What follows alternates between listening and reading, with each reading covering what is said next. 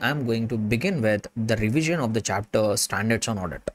So we are going to revise in this particular, we are going to begin this part 2 of the marathon by revising the chapter Standards on Auditing, one of the important chapters from the examination perspective. So before I actually go into the contents of the Standards on Auditing chapter, see, you will not be able to find this chapter called Standards on Audit in the study material. You will not be able to find the chapter with the title Standards on Audit in study material. You will not be able to find it. So then from where this standard has come, from where this chapter has come. So what I will say is, see, the standards are spread across various chapters in your study material. Like for example, if you open the chapter Audit Evidence, in that Audit Evidence chapter, they have included so many standards. Like for example, 501, 505, 510, and there is a chapter called Completion and Review. In that they have added few standards like 260, 265, 450, 560, 570, 550 like that. So like this, the standards on audit are spread across various chapters. And in fact, till now, whatever chapters we have discussed, those are also taken from standards only. Like as I was telling, when we discussed the nature, objective and scope of audit and also ethics, there we actually understood two standards, SA 200 and SA 210. So when we understood audit reporting chapter, in that actually we have covered 4 standards, 700 series, 700, 701, 705 and 706. When we covered the chapter Audit Documentation and Audit Evidence, we have actually covered 2 standards. One is SA 230 and the other one is SA 250. Sorry, SA 500. Then we have covered the chapter Risk Assessment and Internal Control. When we discuss the chapter Risk Assessment and Internal Control, we have actually covered 2 standards, SA 315 and 330. And not just that, in the upcoming chapters, like for example, when I will be revising the chapter Audit Strategy, Planning and Program, there I will be covering the content of SA 300. When I will be revising the chapter Audit Sampling, there I will be covering the content of SA 530. When I am revising the chapter on Analytical Procedures, there I will be covering the content from SA 520. So don't be of a wrong notion that when you see the title of the chapter Standards on Audit, this is not the only chapter where we are going to learn the standards. We are throughout the subject of the audit, we have actually learned the standards at various places. But what I have done is, out of all the standards which are applicable for your CA inter syllabus, and the standards which are not specifically covered in any other chapters which require a separate discussion, so those standards I have separated and included them under this chapter. Those standards which need a separate discussion, so all that standards I have separated in the study material and added it under this chapter Standards on Audit. And if I have to list out the standards which are applicable, the standards which we are going to discuss as a part of this particular chapter Standards on Audit, the list is there here. So if you could see here, almost we have 13 standards which are required to be discussed. How many standards? 13 standards we have which are required to be discussed as a part of the Standards on Auditing chapter. But as I've told, don't be of a wrong notion. We are not learning Standards on Audit only in this chapter. Throughout the subject of the audit, in fact, we have learned the Standards on Audit only. But in this specific chapter, we are going to talk about these specific standards. Clear, everybody? So having said that, I will go into the revision now. Guys, when it particularly comes to this chapter, I am going to revise the standards from the charts, whatever I have prepared. So if you see here, there are charts. See, for the previous attempts also, we have prepared the charts. For this attempt also, I have updated the charts. I have added some information. I have added a few new standards to the existing standards. Also, I have added some new information in these charts. So this chart book also will be shared with you. Soft copy will be shared. It will be there in the website. It will also be there in the app. It will be uploaded. The charts, the standard charts, whatever are relevant for May 2024 CA inter auditing examination. So that chart book, I will upload it in the website as well as our app. So from there you can download it, and this chart book is going to contain all the charts relevant for your May 2024 examination. All the changes are made. So when it comes to this chapter Standards on Audit, I will be revising the entire content of the Standards on Audit through this charts. See, what I would suggest you is, see, you have to do the preparation from the main material only. You have to read the textual information. Why? Because in the examination you can't draw the charts. So what you should do is, I will make you clear the concept. See, these charts are also very comprehensive. I have covered everything related to the standard. The charts are very, very comprehensive. I don't deny that. But when they ask the question in the examination, you can't write it like this summary points. You have to write the complete sentences. So to reproduce the content in the examination, go through the main material once. So what I would suggest is, go through the main material, read the content from the main material, and you have to do multiple revisions. No, for doing the multiple revisions, use these charts. For doing the multiple revision, use these charts, but definitely go through the content which is given in the material.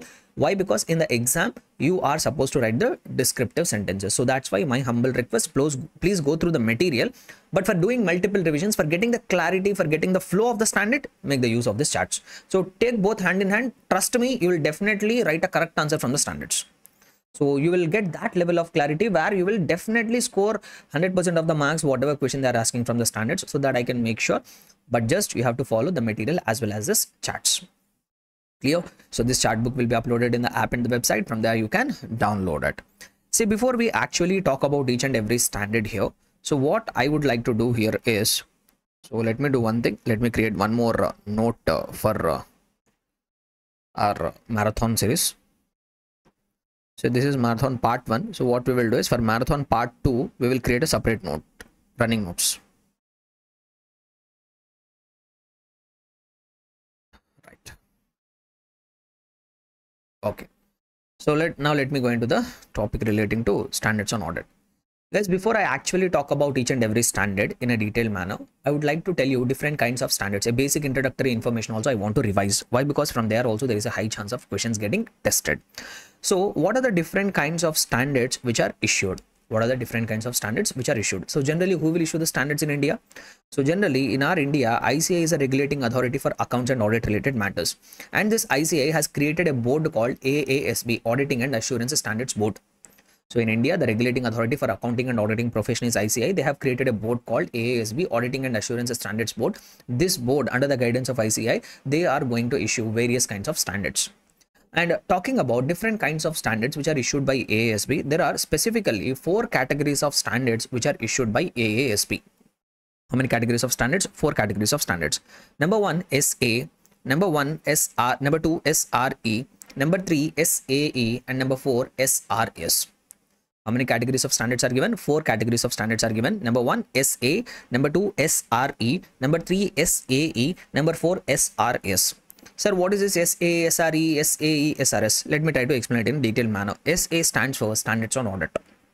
So these standards are required to be followed by the auditors, are required to be followed by the chartered accountants whenever they are doing audit engagements of historical financial information. If you are doing an assignment, which is an audit assignment, and if you are conducting audit of historical financial information, which kind of financial information? Historical financial information. Sir, what is historical financial information? The information which has already taken place in the past. Okay, so if you are conducting as a chartered accountant, if you are associated with audit of historical financial information, then you have to comply with the standards on audit. SAS you have to comply. SRE stands for Standards on Review Engagements. So these standards will become applicable when, as a chartered accountant, you are conducting review of historical financial information. What assignment? Review of historical information. Sir, what is the difference between audit and review? Very important. From this they can ask you a question. Audit and review, what is the difference? So when it comes to audit is an reasonable assurance engagement. Audit is a what kind of engagement? A reasonable assurance engagement. Whereas review is a limited assurance engagement. What kind of assurance we obtain in the review engagements? Limited assurance, which is far lower than reasonable assurance. See, reasonable assurance is a lower level than absolute assurance. In review engagements, we will not even try to obtain the reasonable assurance also. We will try to obtain even lower than that, which we call it as limited assurance. Like for example, quarterly financial statements of the listed companies will be verified by the auditor. But that assignment, we don't call it as audit. That assignment, we call it as limited review. Able to understand, everybody? So that is the difference between audit and review. Audit is a reasonable assurance engagement. Review is a limited assurance engagement. See, in audit, at least we check the supporting documents. But in the review, we don't even check the supporting documents. On an overall basis, we will verify. That's it. So just we will try to check the calculations, arithmetical accuracy. That's all.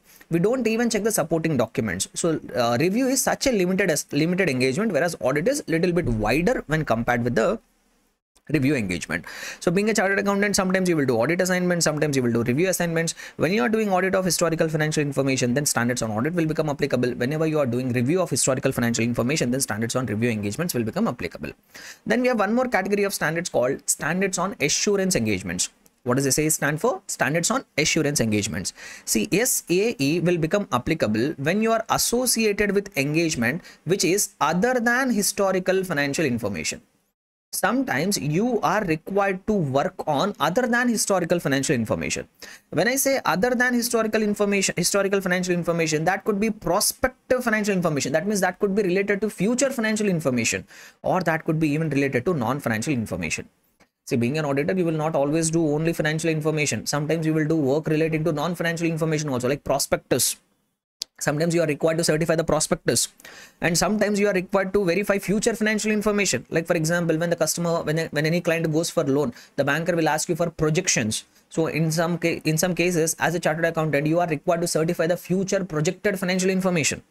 So like this, if you are doing any assignment which is other than historical information, when I say other than historical financial information, that could be future financial information or that could be non-financial information. So if you are doing any assignment relating to other than historical financial information, then what will become applicable? SAE will become applicable. Standards on assurance engagement will become applicable. Then we have one more last category of standards which we call it as SRS. SRS stands for Standards on Related Services. What does SRS stands for? SRS stands for Related Services. Sir, what do you mean by related services? See, when we are a chartered accountant, we will not do only verification work. We will not do only checking. Sometimes we perform agreed upon procedures also. Terminology is what, guys? Sometimes we even perform agreed upon procedures. Sir, what do you mean by agreed upon procedures? Compilation of financial statements. Example. For example, if the client is coming to you and telling, they are not asking you to do the audit, they are asking you just to prepare their financial statements. Will you do it? Yes. If the client is paying a good amount of fees, why will I hesitate? Why will I restrict myself? I will not hesitate. So here you are not doing verification work, you are actually trying to perform some agreed upon procedures. So being a chartered accountant, we will not always try to verify or check. Sometimes we try to perform agreed upon procedures like compilation of financial statements. So whenever you are performing any agreed upon procedures, then which standards will become applicable? SRS will become applicable. So like this, being a chartered accountant, we do different kinds of engagements. Depending on the engagement, whatever we are doing, specific standards will become applicable. Clear, everybody? And all these 4 standards put together, standards on audit, standards on review engagement, standards on assurance engagements, and the standards on related services, all these 4 standards put together, we call them as engagement standards. What do we call them, guys? We call them as engagement standards. So when I say engagement standards, what and all will come under its purview? The standards on audit, standards on review engagement, standards on assurance engagement, standard on related services, all of the standards collectively we give a name called engagement standards. And there is one more category of standard. See, whenever you are doing any of this engagement, that could be audit engagement, that could be review engagement, that could be assurance engagement, that could be related service, there is a requirement to maintain the quality in the engagements. If you are doing audit, audit has to be done in a qualitative manner. If you are doing review, review also has to do it in a qualitative manner. If you are doing assurance engagement, in that also quality is required. So being a chartered accountant, whatever services we are offering, whatever engagements we are doing, in that quality is very, very essential. So in order to maintain that quality of work in whatever assignment you are doing, we have one more specific category of standard which will give the guidance, which are SQC, standards on quality control. What is that? SQC, standards on quality control. And this standards on quality control will become applicable for all these kind of engagements. So for whenever you are doing any of the engagement, be it audit, be it review, be it assurance, be it related services, there is a requirement to maintain the quality in all the assignments. And in order to maintain the quality in all kinds of assignments, we have one more guidance in the form of SQC, standards on quality control. So these are all the different kinds of standards which are issued by AASB under the guidance of ICAI. But at the CA inter level, we don't have any of this. We don't have SREs, we don't have SAEs, we don't have SRS. These are not applicable for CA inter syllabus. This is something which we will learn it as a part of our CA final syllabus. So at the CA inter level, what is the thing which is applicable for us is, one is standards on audit and the other one is SQC, and in that SQC also only one standard, SQC 1. Able to understand? So only standards on audit and SQC, standards on quality control, these two are only applicable for CA inter examination. The balance things, SREs, SAEs, SREs, these we will learn as a part of CA final, not as a part of CA inter. Clear, everybody? Very, very important. Not just the content of the standards, even this introductory information is also very important, damn important. It is having a high chance of getting tested in the examination. So we have to go through this, that's all. Okay, right. So, and few more things I want you to specifically go through. Just give me a moment. Few more things I want you to specifically go through before you go for the examination. See, here we have numbering. In the material, you will be able to see the numbering. See, in standards on audit, numbering system is there. 100 to 199 series is reserved for introductory matters. 200 to 299 general principles and responsibilities. 300 series is reserved for certain matters. 500 series is reserved for certain matters. So whatever this content is there, the numbering part is there. This you have to mug up. This you have to remember. There is no concept here. This numbering, whatever is there, that you have to remember. Why? Because from this there is a chance of testing MCQs. From this, there is a chance of testing what? MCQs. So that's why. So whatever this numbering part is there, this numbering part specifically you have to remember. You can't ignore it. Clear? And one more thing, as I've told from the introductory part, the most important thing is differences between standards on audit and standards on review, particularly the difference between audit and review engagements. So this paragraph is very, very important from the examination perspective. And even here we have in the form of a table the difference between reasonable assurance engagement and limited assurance engagement. This table, whatever is there, this is also going to be important. Concept wise I have explained. It is your responsibility to go through these things, whatever I have highlighted. From this, I do expect compulsorily there will be a question. Clear, everybody? Comfortable, right? So having done with the introduction, now what we will do is, so whatever standards I have told, whatever standards which we are required to have a separate discussion, this we will try to have it now. Whatever discussion regarding separate standards are there, so this 13 standards whatever we have to cover as a part of this chapter, now we will take up each standard at a time and we will try to revise it. Shall we do it, everybody? Clear and comfortable up to now? Introductory information, everybody comfortable, right? So let us have a quick look at each and every standard. So first standard which we will take up for discussion is SA 501. SA 501 we will try to complete. So first we will try to complete 500 series of standards. Why? Because these are typically very important from the examination perspective. So first we will try to complete all the SA 500 series. So once we are done with the 500 series, then we'll take it up other standards. So first I am going to start my discussion with SA 501. So as I've already told, I'm going to explain the content from charts. I'm telling you guys, trust me, these charts are so comprehensive. So each and every aspect of the study material I have tried to include it here. Okay, right. So SA 501, which is talking about audit evidence, specific considerations for selected items. Sir, what does this standard talk about? See, this standard is going to talk about how to obtain audit evidence. But you will say, sir, for obtaining audit evidence, we have already discussed one standard. There is already a dedicated standard which is talking about audit evidence, which is SA 500. So SA 500 is also a standard talking about audit evidence only. But there is a slight difference. See, SA 500 is a standard talking about audit evidence in general. It talks about the entire audit evidence. Whereas SA 501 is a standard talking about audit evidence, and this standard is talking about only regarding selected items. So this standard has particularly identified 3 items of the financial statements and how to obtain audit evidence regarding that 3 selected items. What specific considerations you have to keep in mind for obtaining audit evidence regarding that 3 selected items, regarding that only SA 501 is going to give the guidance. So SA 500 is a general standard talking about overall audit evidence, whereas SA 501 is a specific standard talking about audit evidence, which is going to guide us how to obtain audit evidence regarding only 3 selected items. Sir, what are that 3 selected items regarding which this standard is trying to give the guidance? So the 3 items which are selected for which the standard is going to give the guidance is, number 1, this standard is going to help us out to obtain sufficient and appropriate audit evidence regarding the existence and condition of inventory. So first item regarding which this standard is going to give the guidance is how we can obtain audit evidence regarding inventory. Number 2, this standard is trying to help us out to obtain audit evidence regarding completeness of litigations and claims. Second item regarding which this standard is going to give us guidance to obtain audit evidence is completeness of litigations and claims. Third one, this standard is going to guide us how to obtain audit evidence regarding segment information. So 3 items regarding which SA 501 is giving guidance. What are they? Obtaining evidence regarding completeness, existence and condition of inventory, completeness of litigations and claims, segment information. Now let us try to understand what guidance does this standard give regarding each and every item. So what the standard is telling, what we can do to obtain audit evidence regarding existence and condition of inventory, what we can do to obtain audit evidence regarding a completeness of litigations and claims, what we can do to obtain audit evidence regarding presentation of the segment information. So first we will talk about existence and condition of inventory. See, this standard is going to talk about 2 things. They are asking us to obtain audit evidence regarding existence also and regarding condition of the inventory also.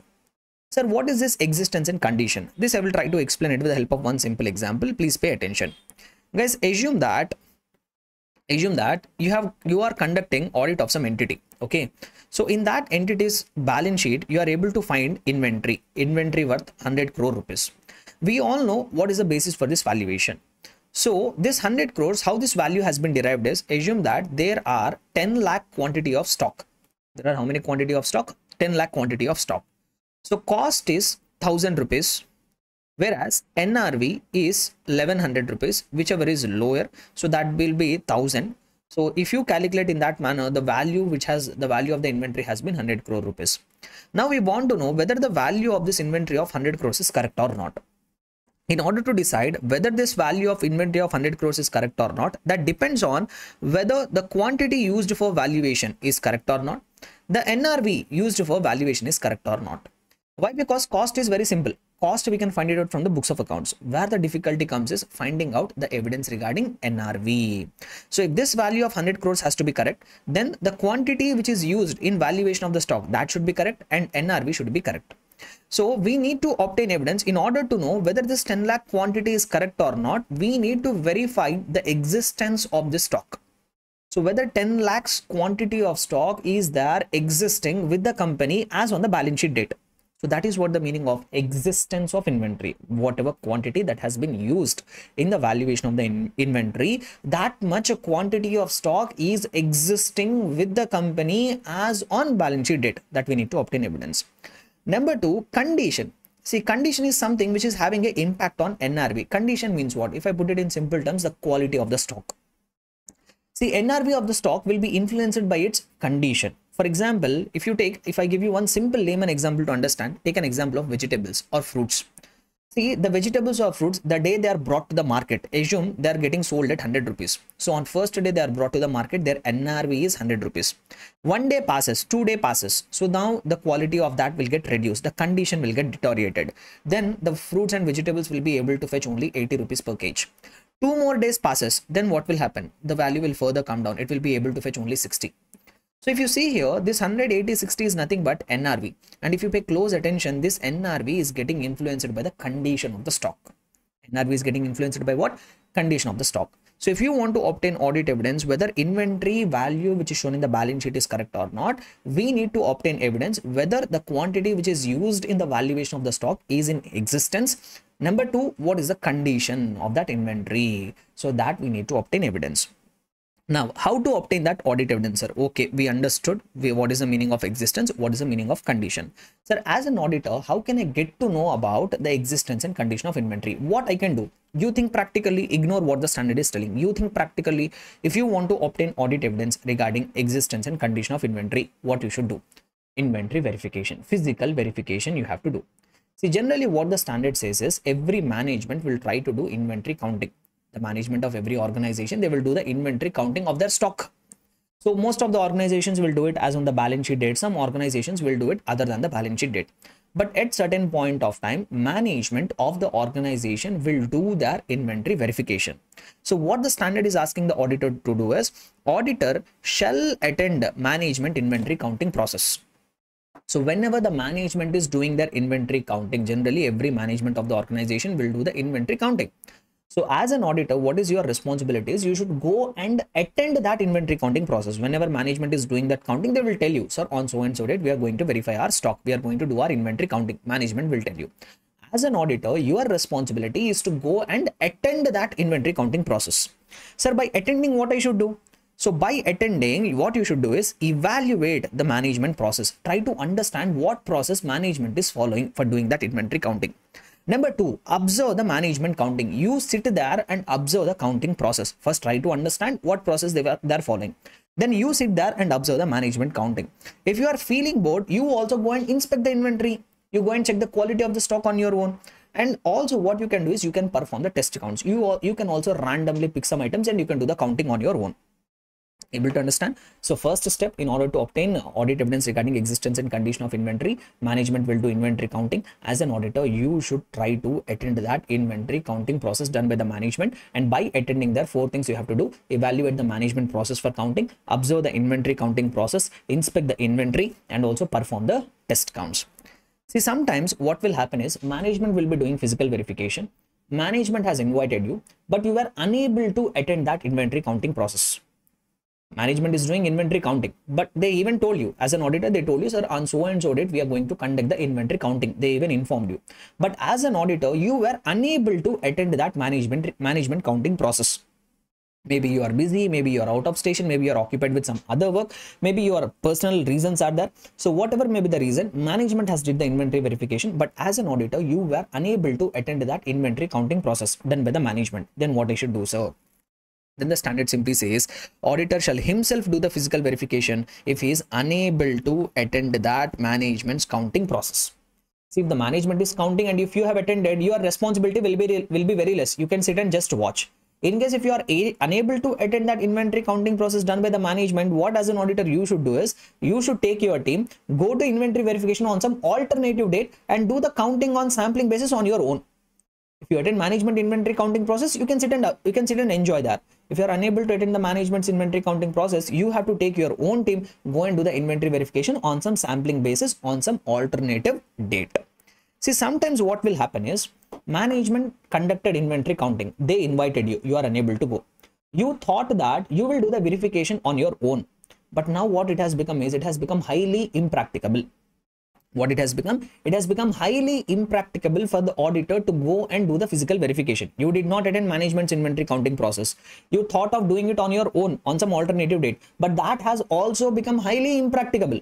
Then what you will do, sir? So if physical verification becomes highly impracticable, that means might be floods are going there, social riots are going there, whatever may be the reason, you thought of doing the physical verification on your own, but that has become highly impracticable. Then what auditor should do? Then auditor should perform alternative audit procedures. What auditor should do? Alternative audit procedures. You are not able to do physical verification and obtain the audit evidence. No, you try to think any alternative procedures you can do in order to obtain evidence regarding existence and condition of inventory. Sir, what could be alternative audit procedure? It could be anything. The standard did not mention anything. The auditor should apply his professional judgment and he has to decide what I can do alternatively to obtain the audit evidence.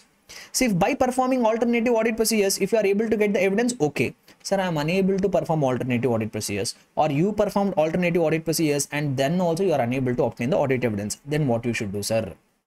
Finally, you have to modify the opinion. Sir, which kind of modification? So either qualified or disclaimer. Why? Because this is a case of non-availability of audit evidence. Clear? Simple. 4 steps, guys. If the management is doing inventory counting, auditor should attend.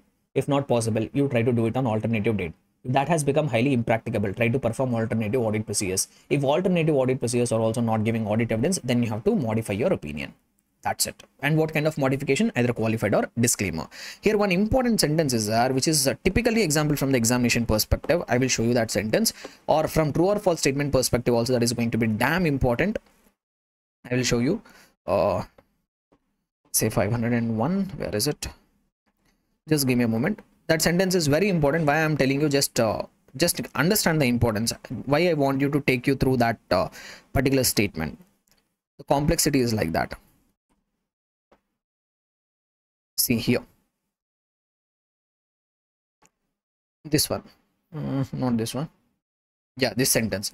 The difficulty of time or cost involved in itself is not a valid basis for physical verification impracticability. See, just now I told in the standard, if the physical verification becomes impracticable, then you need to perform alternative audit procedures. Sir, what is impracticability? Can the auditor say, see, I am incurring a difficulty of time. That means if I have to attend the inventory counting process, I have to travel for 6 hours. Or I will incur more cost. I have to incur travel expenses in order to visit that warehouse. Can that be taken as impracticability? No. When I say impracticability, that impracticability should have been created because of circumstances beyond the control of the auditor. The auditor can't use the difficulty of time or difficulty of cost as a reason for impracticability. You can't use that as a reason for impracticability. So this sentence is very, very important. How they might ask you a true or false statement is, they will say the difficulty of time or cost is in itself a valid basis. No, it is not in itself a valid basis for physical verification impracticability. That means I am facing difficulty of time, I am facing difficulty of cost. That's why it is impracticable. I will perform alternative audit procedures. Standards will not accept. When they say impracticability, that impracticability should have caused because of circumstances beyond the control of auditor. That's it. And one more thing also the standard will talk about. See, sometimes what will happen is you will be the owner of the stock, but that stock will be in the custody of third party. See here, that sentence also I have added. I told you, no, the standard, these charts I have prepared in a very comprehensive way. Sometimes what will happen is you will be the owner of the stock, your client will be the owner of the stock, but that stock will be lying with the third party. So inventory is in the custody of third party. Sir, when will be the inventory in the custody of third party? Simply, for example, if you have sent the goods on consignment, you have sent the goods on job work basis. In these circumstances, you will be the owner of the stock, but that stock will be lying with the third party. Am I required to obtain evidence regarding that stock even lying with the third party? Yes. So even the stock which is in the custody of the third party, regarding that also auditor need to obtain audit evidence. How the auditor will obtain audit evidence, sir? So in case the inventory is lying in the custody of third party, you need to obtain audit evidence by way of getting external confirmation. Number one, try to obtain that external confirmation from the third party. For example, if the stock is there with the consignee, ask the consignee to give a confirmation how much stock he is holding. If the stock is with the job worker, ask him a external confirmation. See, generally external confirmation evidence will be reliable, but in some circumstances, if you find that even external confirmation is also not reliable, might be the third party is a relative of your client. So you got a doubt that even external confirmation is also not reliable. If you have any doubt external confirmation is not reliable, you need to perform additional procedures to obtain evidence regarding that inventory which is in the custody of third party. That additional procedures could be, if possible, you try to attend that third party's premises also, or you can arrange some another auditor. If in that third party's premises, if you know somebody else, some other auditor, you can arrange that another auditor to visit that third party's premises, or even you can verify the documentation happening between your client and that third party. Clear? So these are the steps which auditor is required to follow in order to obtain evidence regarding existence and condition of inventory. So first item we are done with. Now let us come to the second item. What is the second item regarding which we need to obtain audit evidence? Completeness of litigations and claims. That means whatever cases, whatever litigations, whatever claims which your client is going through, whether all that litigations and claims are completely presented in the financial statements. For example, if your client is going through a pending case, if it is certain that your company will lose the case and you have to pay the amount, then it should be reflected in the financial statements as a provision, as a liability. In case if the case is going on against the company and if we don't know the outcome, then we have to disclose it as a contingent liability. So no matter the outcome, the liability is required to be presented either as a part of the provision or as a part of the contingent liability. So as an auditor, I need to obtain audit evidence, whatever litigations and claims which the client is going through, whether they are completely presented without ignoring anything in the financial statements. Sir, regarding this, how can I obtain audit evidence? So we need not break our heads for that. SA 501 is giving guidance. So what does the standard say? How can we obtain audit evidence regarding completeness of litigations and claims?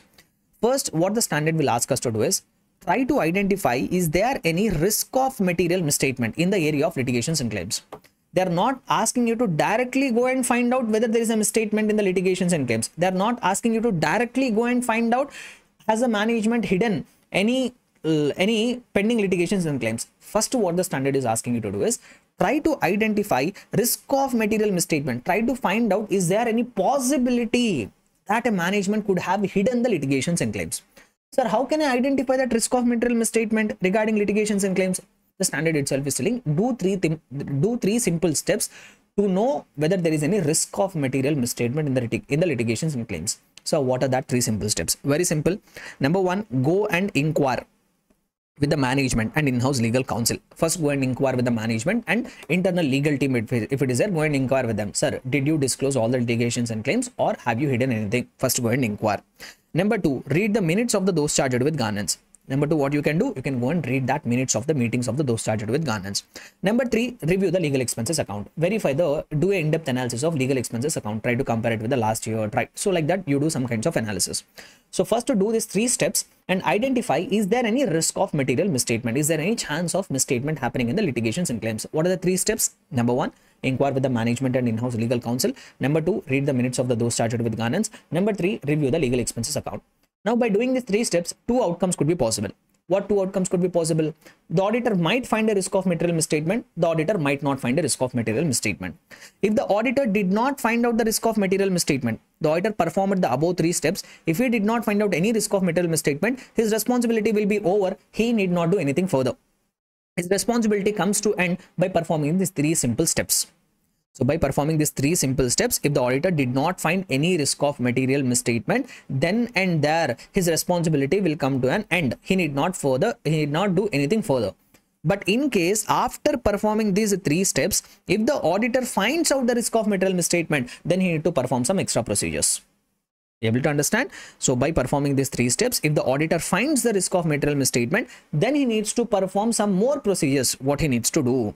So if there is a risk of material misstatement, first auditor, what he should do is the auditor shall communicate with entity's external legal counsel. So generally company would have appointed some external lawyer to fight the case. No. So if you find any risk of material misstatement as an auditor, you have to communicate with that external lawyer who has been appointed by the company for fighting the case. But generally, external lawyers appointed by the company might not respond to the auditor, or even auditor will not know whom to exactly communicate in that entity's external legal counsel. So how the auditor should communicate with entity's external legal counsel, sir?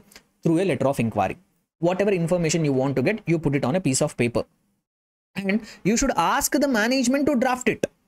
Why? Because as an auditor, I don't know whom to communicate. Whatever information you want, you put it on the paper. You want to ask it through the letter of inquiry, but ask the management to prepare the letter of inquiry. Why we have to ask the management to prepare? Because they will come to know whom to communicate, how to communicate, in which manner if you communicate, you will get the response that will be known by the management. So the auditor shall communicate with entity's external legal counsel through a letter of inquiry, which is prepared by management and sent by auditor. And in that letter of inquiry, we will ask entity's external legal counsel to respond back directly to the auditor only. Able to understand the flow, guys?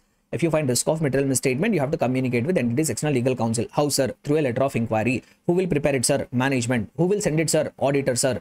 And we will ask the entity's external legal counsel to respond back to him, to the auditor directly. See, if everything happens smoothly, then no issue. But when the problem will arise, if the management is refusing, I asked the management to come to draft a letter of inquiry for me. Management told no.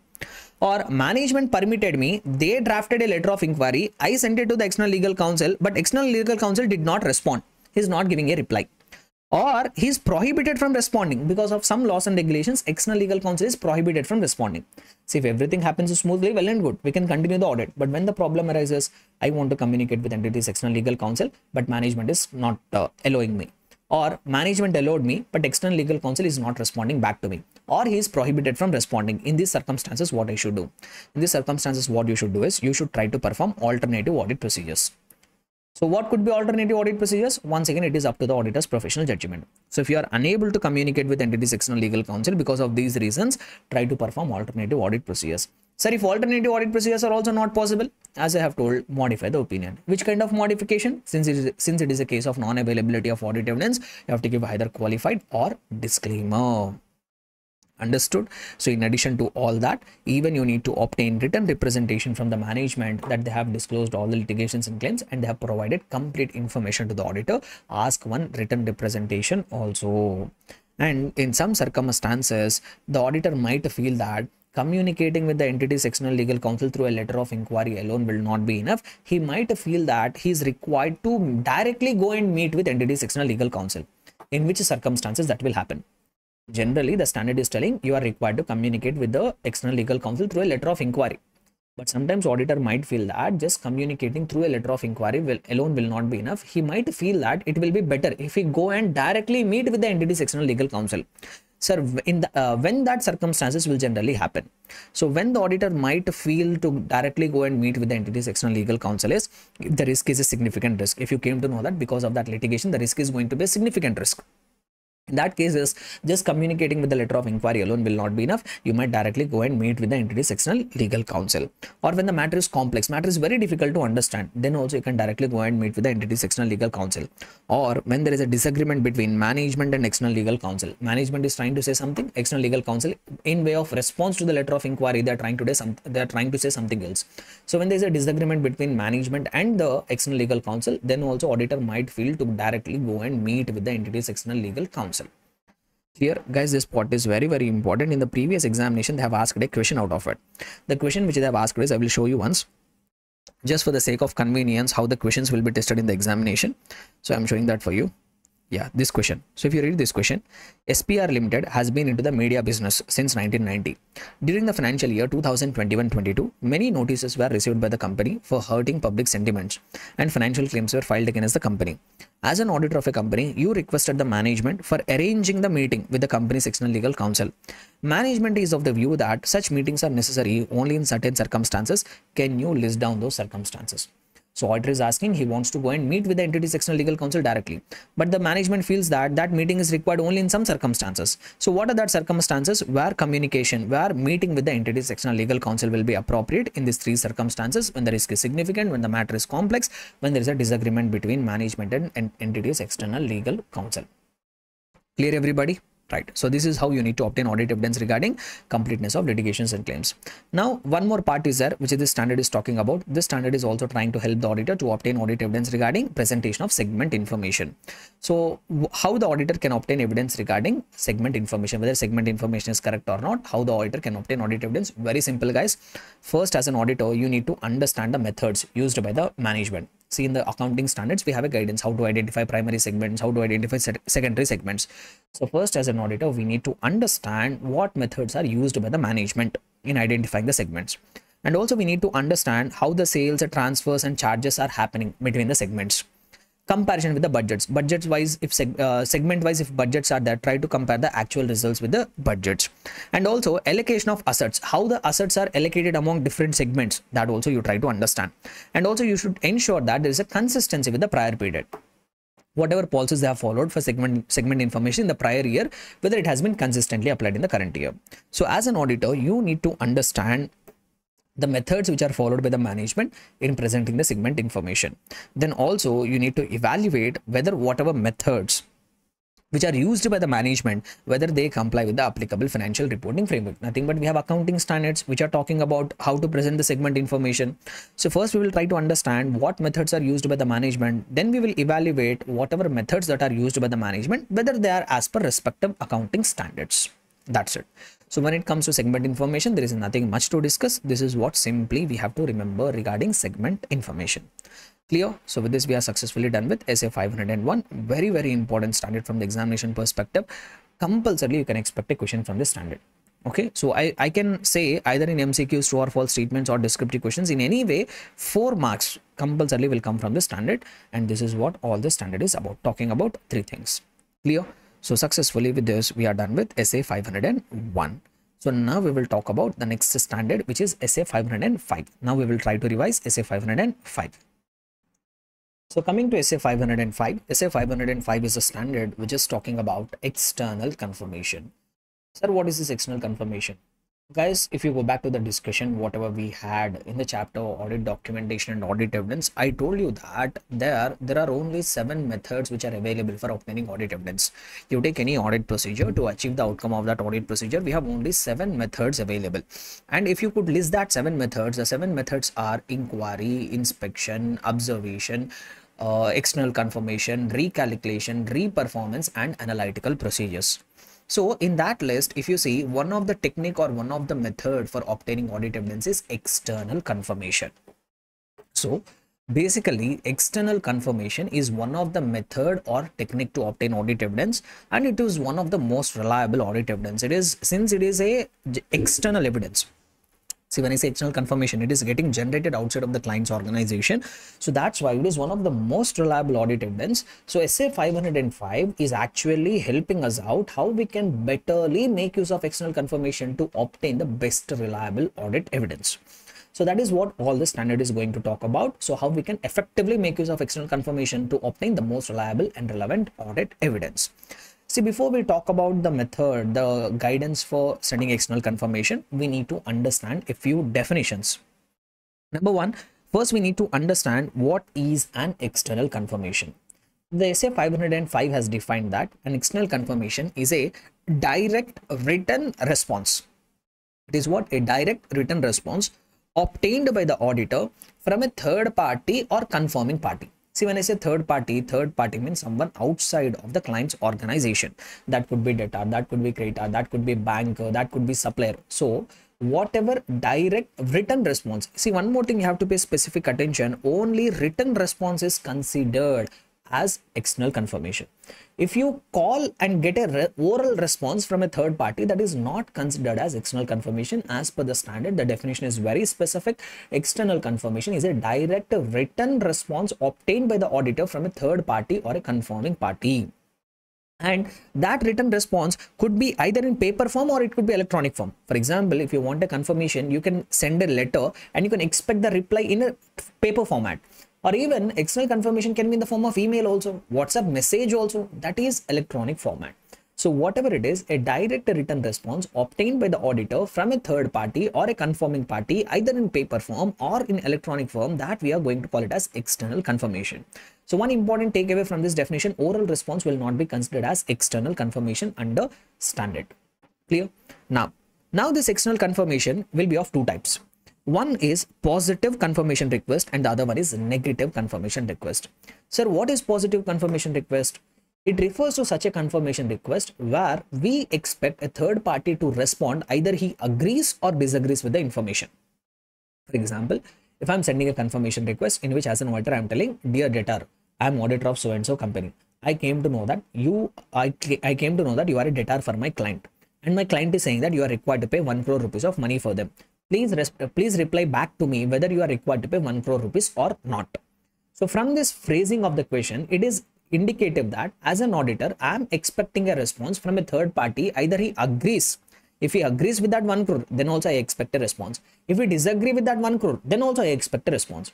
So positive confirmation request refers to such a confirmation request where as an auditor, I expect a response from the third party. Either he agrees with the information or disagrees with the information. Whereas negative confirmation request refers to such a confirmation request where I expect the third party to respond only if he disagrees. When I'm expecting response in case of negative confirmation request, only if he disagrees with the information which is contained in the request. For example, if I'm an auditor, I'm writing a confirmation request to the debtor. I'm telling, dear sir, I'm an auditor of so and so company.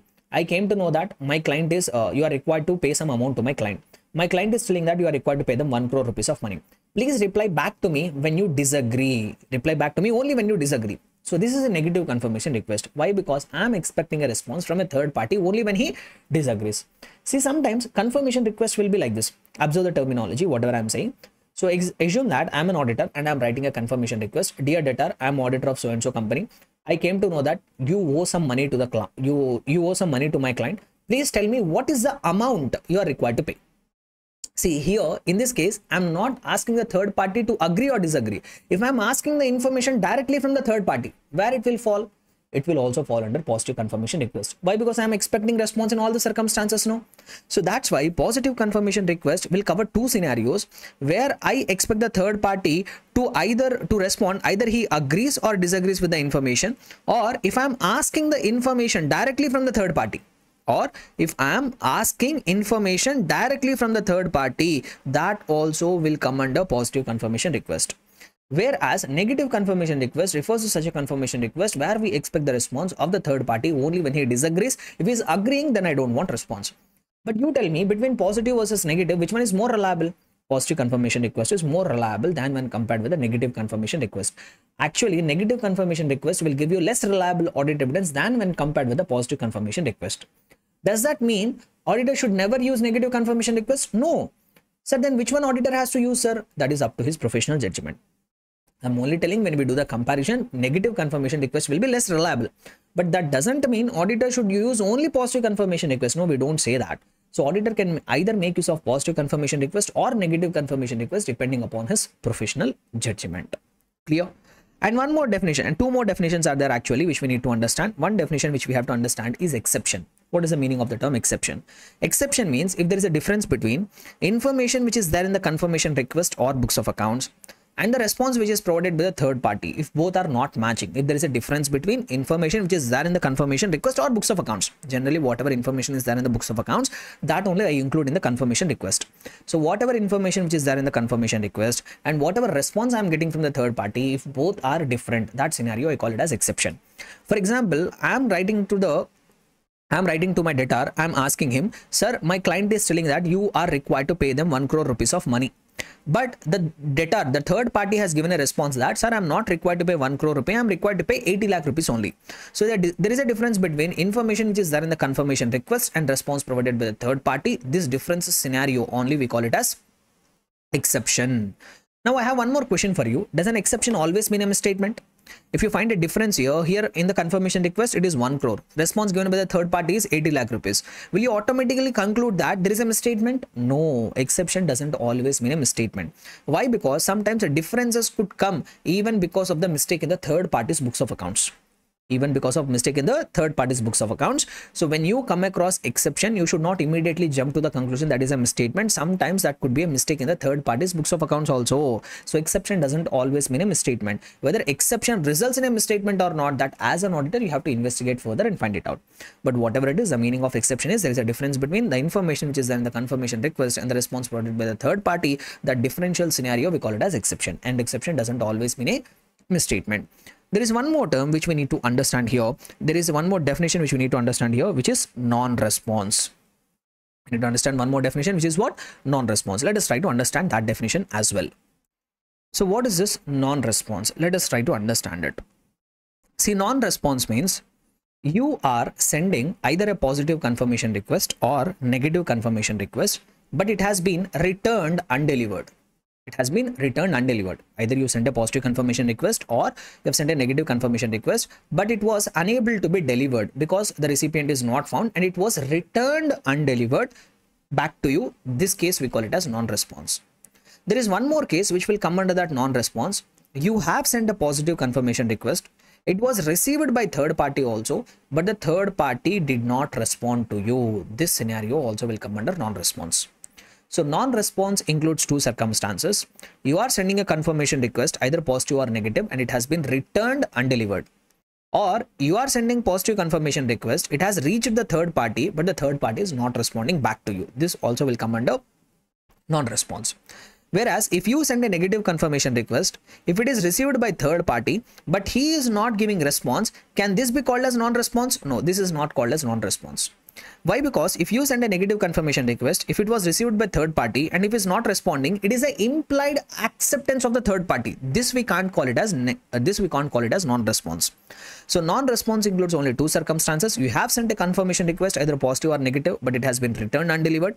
Or specifically you have sent a positive confirmation request, it was received by third party also, but is not giving response. This will come under non-response. Whereas the scenario where you sent a negative confirmation request, it was received by the third party, but if he is not responding, this can't be called as non-response, because there we assume that it has been accepted by the third party. Clear? So 5 definitions we have understood, very important from the examination perspective. So what are the 5 definitions we have understood? First, we basically got to know what is the meaning of external confirmation. Then we understood 2 types of confirmation requests, positive, negative. Then we understood the meaning of the term exception. Then also we have understood the meaning of the term non-response. Now coming to the procedure. See, if you want to get the best possible evidence from external confirmation, you need to maintain control over certain activities. Or if I put it in other way around, if you want to get the best possible evidence from external confirmation, you need to involve 4 steps. See, in the exam, they can ask you a question in 2 ways. What are the steps which are required to be followed to obtain the best evidence from external confirmation? Or even they might ask you a question, what are the areas over which auditor needs to have control for external confirmation procedure? For both, answer is going to remain the same. So the 4 steps which auditor has to follow in order to obtain the best possible evidence from external confirmation is: number 1, you need to determine the information regarding which you want confirmation. Number 2, you have to select the appropriate confirming party. Number 3, you have to design your confirmation request. Number 4, once you have designed the confirmation request, you have to send it and do the follow-up. So what are the 4 steps if you want to get the best possible evidence from external confirmation? Number 1, you have to define the determine regarding which information you want external confirmation. Number 2, you have to select who is the appropriate confirming party to whom you have to send that confirmation request. Number 3, you have to design your confirmation request. Number 4, you have to send it and do the follow-up. Now let us try to talk about each and every step in a detailed manner. First one, determining the information to be confirmed. So regarding which information you want to get the confirmation, that you have to determine. Generally, we use external confirmation to obtain evidence regarding amounts and balances, like whether debtors balance is correct, creditors balance is correct, bank balances are correct or not, inventory balances are correct or not. So mainly we use external confirmation to obtain evidence regarding amounts and balances. But the use of external confirmation is not just restricted to amounts and balances. We can also use it for other than amounts and balances also. Like for example, if you want to get to know whether terms of the contract are correct or not, that also you can get it evidence by way of external confirmation. For example, if your client is telling the original documents are kept with the banker as a mortgage, you want to know whether really the banker is holding the original documents of the property. That also you can get to know about external confirmation. Your client is saying they have not given any discount. You want to know whether really your client has given a discount or not. That also you can get to know about external confirmation. So external confirmation, we don't deny it. We mainly use it for amounts and balances, but the use of external confirmation is not just restricted to amounts and balances. We can use it for other than amounts and balances also. So whatever it is, the first step is you have to determine regarding which information you want external confirmation. So once you have determined it, the next step is you have to select the appropriate confirming party. You have to send this confirmation request to appropriate confirming party. If you are sending the confirmation request to inappropriate party, the response will not be reliable. And in order to determine who is that appropriate confirming party, as an auditor, we have to take the help of management. Why? Because, for example, if you came to know your client is debtor, you will only come to know what is the name of the debtor's organization. In that debtor's organization, exactly to whom you have to send the confirmation request, you will not know it. Who will know it? Client will know it. So whatever it is, take the help of the client, determine the appropriate confirming party. Why? Because when you send the confirmation request to appropriate confirming party, then only responses will be reliable. If you are sending it to inappropriate party, even though you get the response, that will not be reliable. So that is the second step. So we determine the confirmation request, then we will determine the information, then we will select the appropriate confirming party. The third step is you have to design the confirmation request. So in designing of the confirmation request, various factors you have to consider. Sir, what factors I have to consider? You need to consider risk of material misstatement. See, if the risk is very high, I will go for positive confirmation request. I will try to stay away from negative confirmation request. So even you need to keep in mind the assertion regarding which item you are trying to obtain external confirmation. So depending on the item, for some items positive will be suitable, for some items negative will be suitable. So you have to pay attention to assertion. Presentation, that means either you have to send it in a paper form or you have to send it in an electronic form, that you have to decide. And also method of communication, once again, in what manner you want to communicate, that also you have to determine. Past experience, you have to use even your past experience also. If you have already worked with the client in the previous year, if you send either positive or negative, which will be more reliable, use your past experience as well. And even authorization, management authorization. Sometimes some third parties will say we will respond back to the auditor only when there is an approval from the management. In those circumstances, you have to get the approval of the management, then you have to send the confirmation request. So whatever it is, consider all these factors and finally design your confirmation request, either positive or negative, either paper or electronic form. So consider all these factors and design your confirmation request. See, once you have finally designed your confirmation request, what you will do? Keep it safely in your locker? No. Once you have designed the confirmation request, then you have to send it. And if you don't get the response within time, you have to do the follow-up. You tell me when we will generally do the follow-up. We will do the follow-up only in the case of positive confirmation request. We will not do the follow-up in the case of negative confirmation request. Why? Because in the negative confirmation request, if we don't get response, we will deem that the third party has accepted it. But in the case of positive confirmation request, if I am not getting the response on time, I will even send a follow-up also. Clear? So finally, after designing, you have to send the confirmation request and do the follow-up wherever appropriate, generally in the case of positive confirmation request. So these are the 4 areas over which the auditor needs to have control.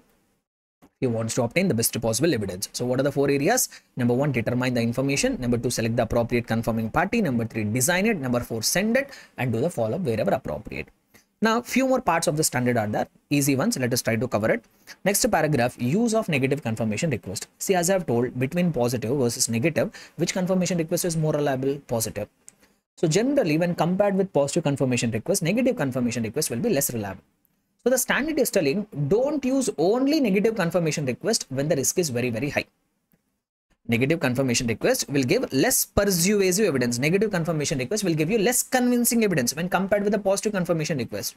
So that's why you should not use negative confirmation request if the risk of material misstatement is very high. If you find in certain area the risk is very, very high, in that area don't use only negative confirmation request. In that areas, either use positive confirmation request or use some other method. Don't use only negative confirmation request when the risk is very, very high. And the standard did not stop there. The standard is also telling you can use negative confirmation request as a only audit procedure in areas. In which areas you can use negative confirmation request, that areas also standard is listing out. So in which areas you can use negative confirmation as a sole substantive procedure. That means where you can rely only on negative confirmation request. In which kind of areas you can use only negative confirmation request. Common sense, basically, wherever risk is very, very low. In those areas where the controls are very, very effective. In case of small and homogeneous population, small items which doesn't matter, which are very immaterial, they also use negative confirmation request.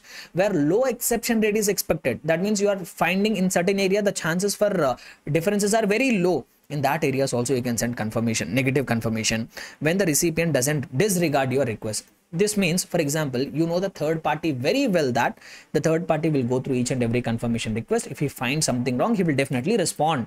If you know that third party very well, then also you can use a negative confirmation request.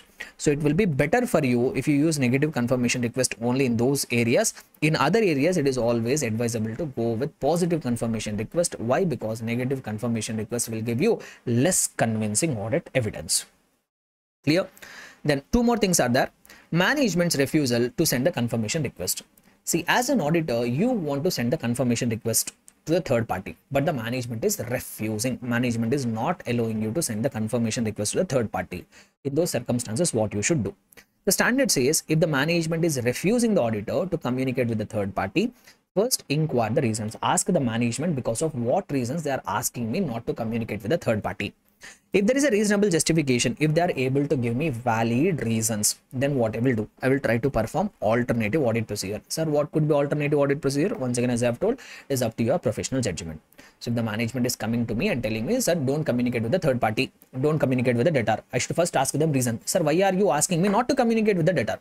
Now, sometimes management will give valid reasons, like the management is telling, sir, that we are recently had an issue with the debtor. He is very much worried about us. He is very much having a grudge on us. So even if you ask a confirmation request intentionally to mislead you, he will give wrong information only. So management gave reasons. I found it is reasonable. Then what you should do? Then what you should do is try to perform alternative audit procedures. Apply your mind. Think what alternatively you can do to obtain audit evidence. If not possible, sir, if alternative audit procedures are also not possible, then what I should do? First, communicate with those charged with governance and even consider modifying your opinion. Here also generally either qualified or disclaimer. Why? Because it is a non-availability of audit evidence. So the management refuses, there is a reasonable justification, perform alternative audit procedures. If not possible, communicate with those charged with governance and even consider modifying opinion. Sir, what if there is no reasonable justification? Management is not giving me any valid reason.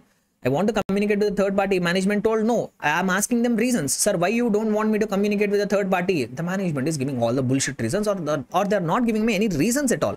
Then what I should do? Here the standard says you have to reassess the risk of material misstatement. Why? Because now you got to know the true nature of management. Earlier you thought management was honest.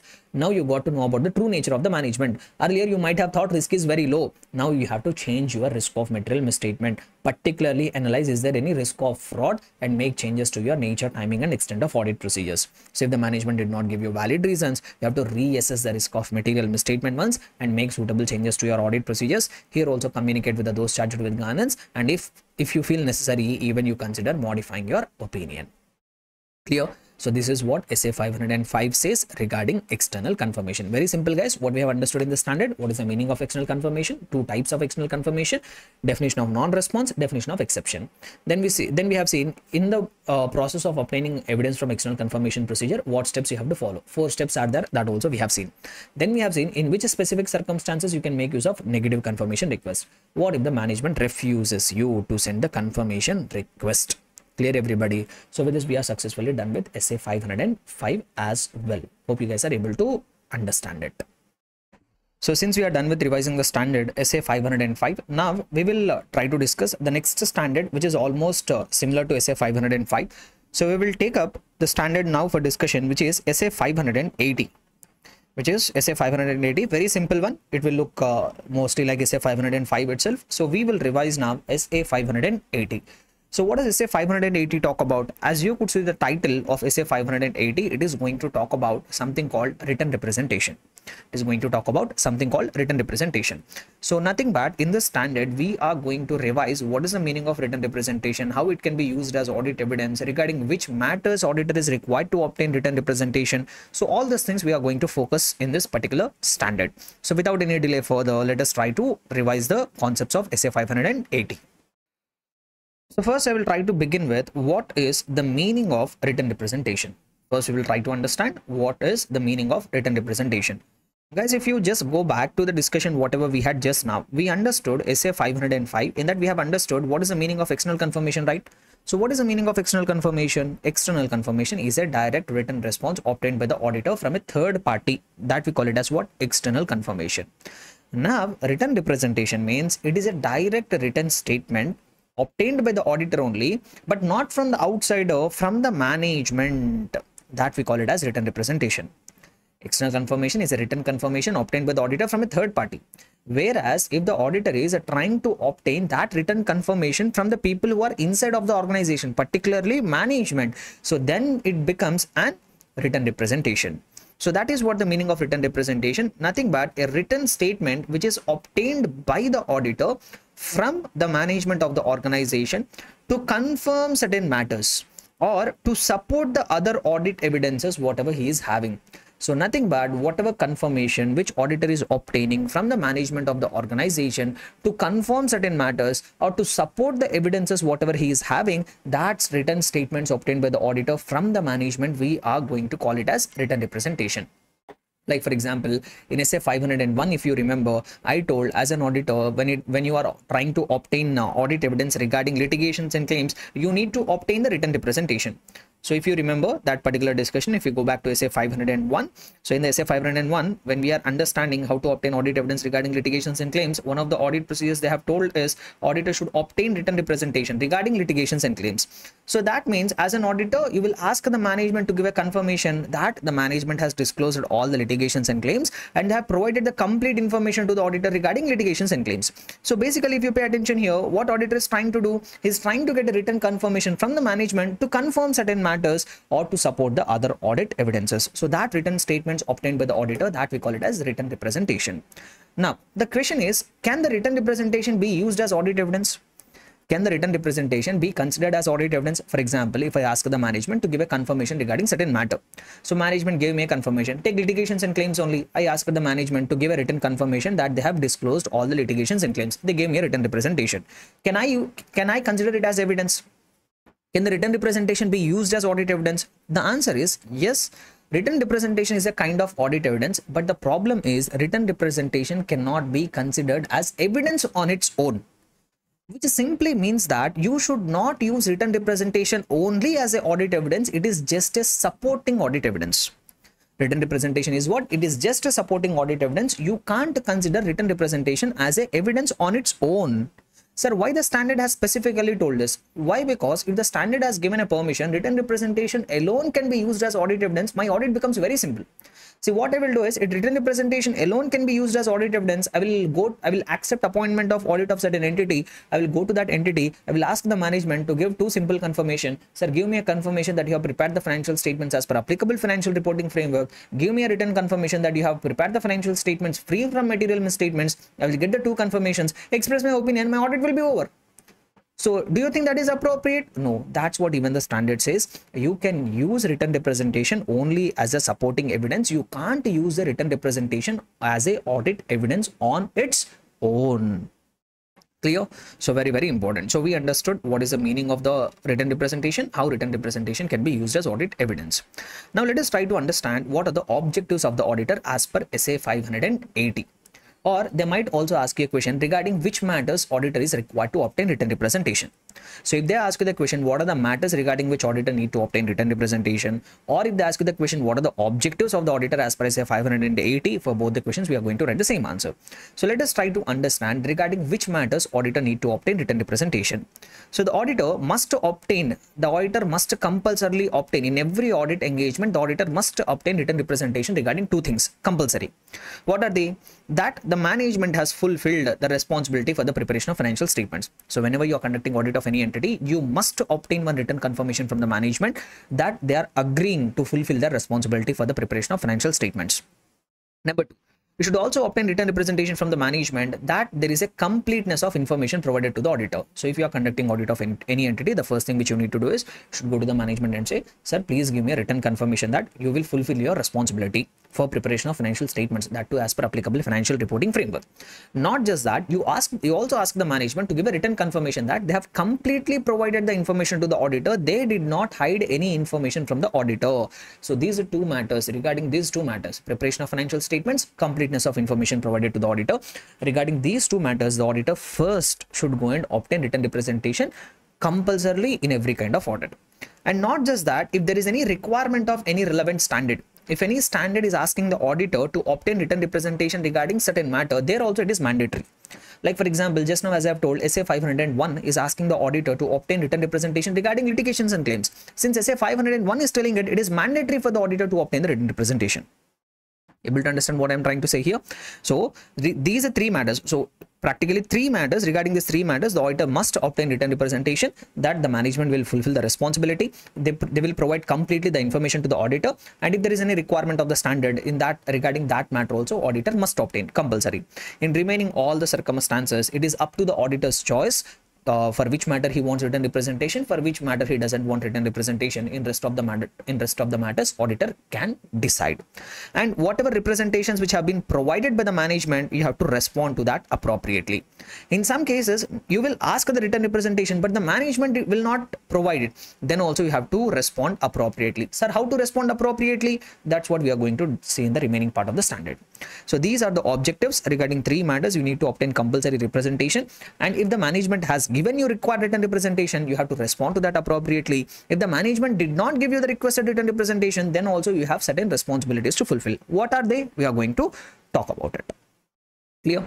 Next, date and period covered by the written representation. One of the most important thing, guys, particularly important for true or false statements. So what is that thing is, between date of written representation and date of auditor's report, which one should be earlier, which one should be later?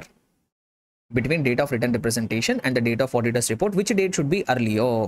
The standard says that the date of written representation should not be later than the date of auditor's report. That means the date of written representation should be on or before the date of auditor's report. The date of written representation can't go beyond the date of auditor's report. Very, very important from the true or false statements perspective. The logic is very simple, guys. Written representation is an audit evidence. So the logic of the audit is, first we try to obtain audit evidence, then we express our opinion. So that's why the date of written representation should always be earlier or on the date of auditor's report. It should never be later than the auditor's report date. Clear? So that is what the date and period covered by the written representations. Next, sir, from whom you are going to request written representation? As I have told, management. So generally we go and request a written representation from the management, and particularly we go and request written representation from that part of the management who are having a knowledge about the preparation of the financial statements. Like we generally go and ask the written representation from CEO, CFO, board of directors, audit committee. So from these people, we expect that these people will have required information regarding the financial statements. So generally from this part of the management, we will ask the written representation. But sometimes what will happen is, when we go to the management, for example, you go to the CFO and say, sir, I want a written representation regarding litigations and claims. CFO is telling that, sir, I am not the appropriate person. Why? Because there is a dedicated legal team inside the organization. That team will look after the legal litigations and claims. Since I don't have information, I will not provide written representation. Can the CFO escape by saying this? No. So what the standard says is, if you want written representation, you will go into the management and ask. If the management is having the information, they will give you. If the management does not have the requested information, they have to, it is a responsibility of the management to go to the concerned person in the organization, get the required information, then provide the confirmation to the auditor. The management simply can't escape saying, sir, whatever representation you are asking for, regarding that we don't have information, we will not provide written representation. Management can't escape saying this. So if the management is not having the required information, what they have to do? They have to go and inquire others within the organization from whom they will get the relevant information, and the management should get that information from that concerned persons in the organization and then provide written representation to the auditor. They can't simply escape saying they don't have the relevant information. So generally with whom the management will go and inquire. So generally, for example, if as an auditor I am asking some written representation regarding provision, but management doesn't know it, there is a dedicated actuary. So then what management should do? Go to the actuary, get the information, provide the written representation to the auditor. Or it could be legal expert. Like for example, I am asking written representation regarding litigations and claims, but management is not having it. Legal team is having it. Go to the legal team, get the information, then provide the written representation to auditor. Or it even could be a staff engineer. So like this, if the management does not have requested information, inquire others, get the relevant information, then provide the written representation to the auditor. So what and all we have covered till now in the standard? We have covered what is the meaning of written representation, how written representation can be used as audit evidence, what are the objectives of the auditor as per SA 580, for what is the date and period covered by the written representation, and from whom you are generally going to request a written representation. Now, next, one more paragraph, important paragraph. When the auditor has to obtain written representation from the management to reconfirm its responsibilities. See, generally at the beginning of the audit, we obtain written representation that the management will fulfill the responsibilities. But in some cases, what will happen is, once again, you have to obtain written representation from the management to reconfirm its responsibilities. In what circumstances?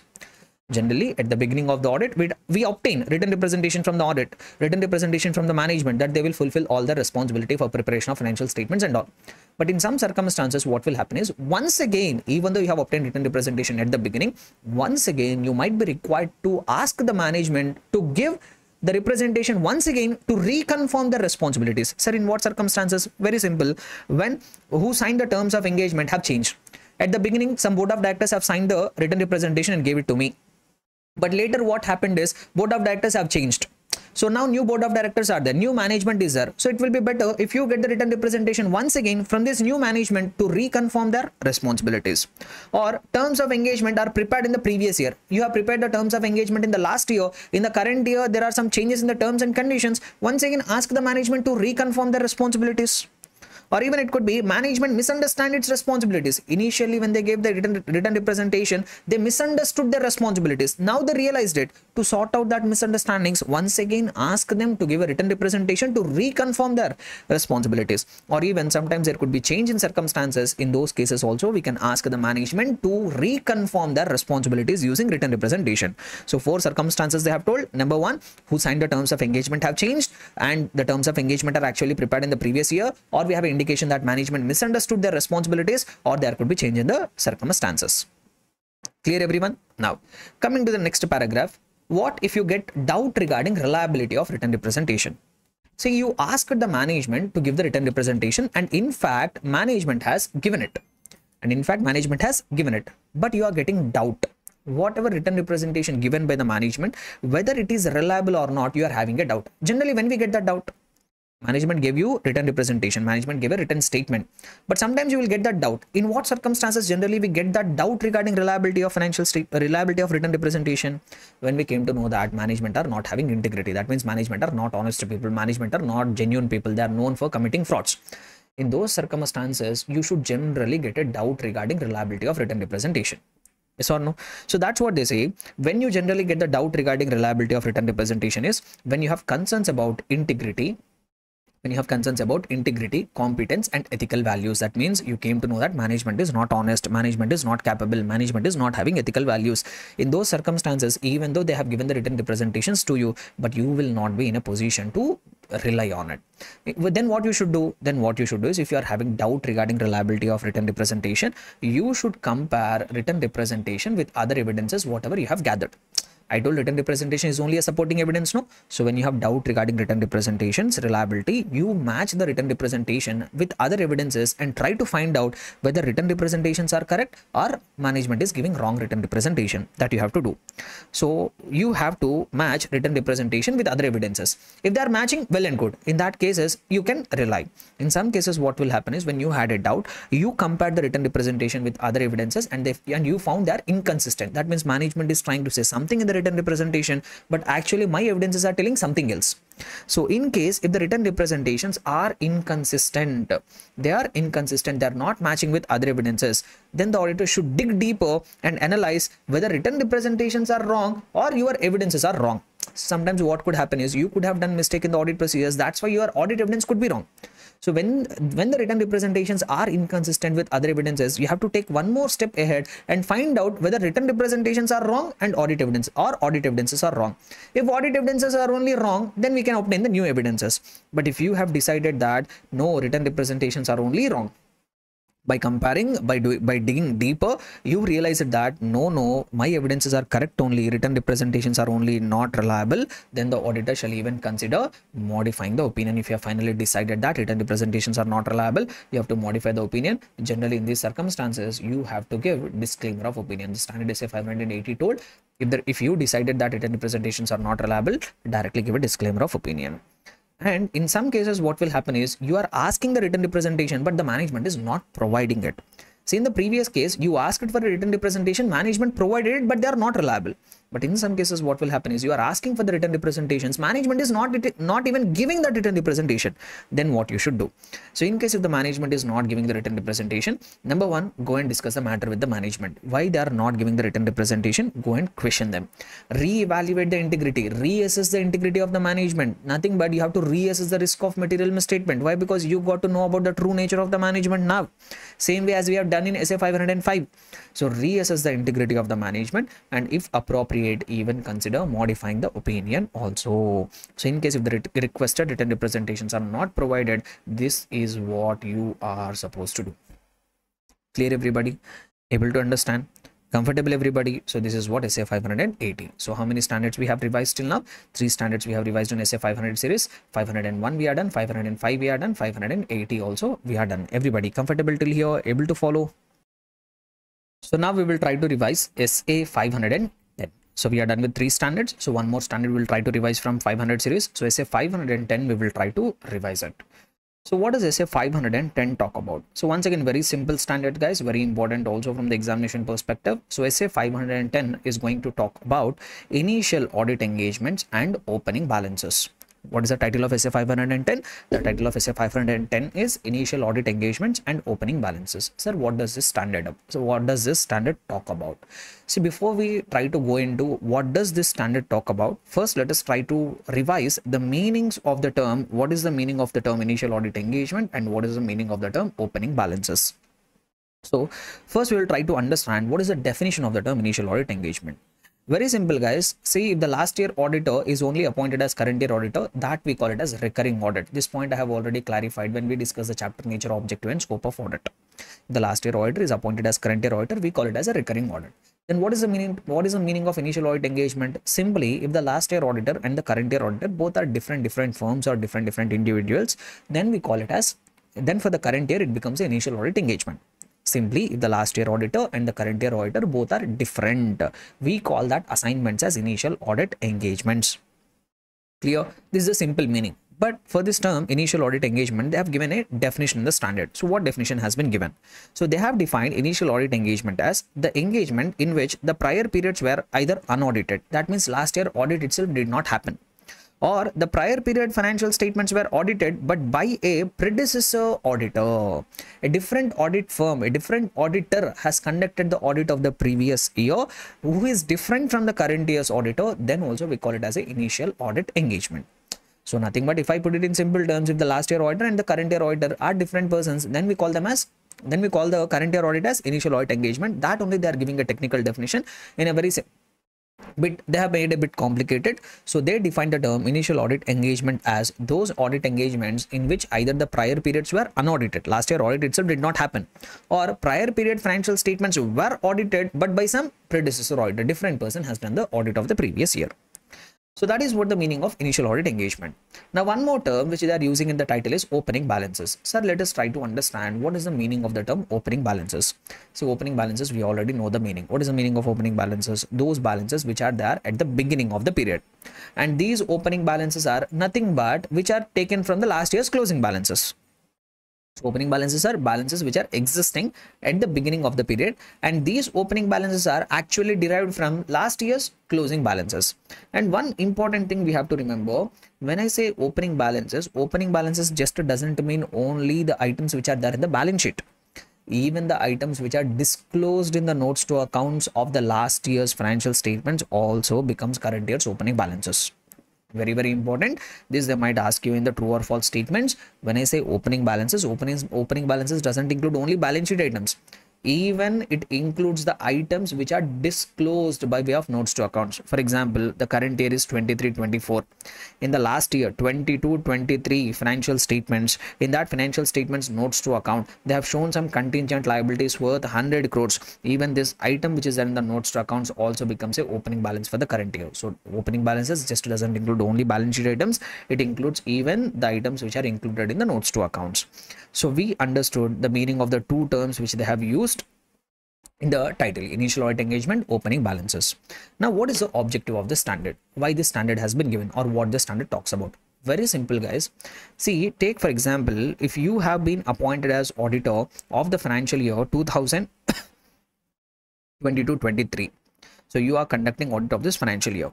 There is no doubt, if you are appointed as auditor of the financial year 2022-23, there is no doubt that whatever transactions which have taken place from 1/4/2022 till 31st of March 2023, the transaction taken place during this year, you will verify. There is no doubt about it.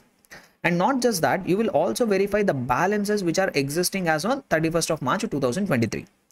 So if you have been appointed as auditor of a financial year, you will try to verify all the transactions which have taken place during the year, and also you will try to verify the balances which are existing as on the balance sheet date also.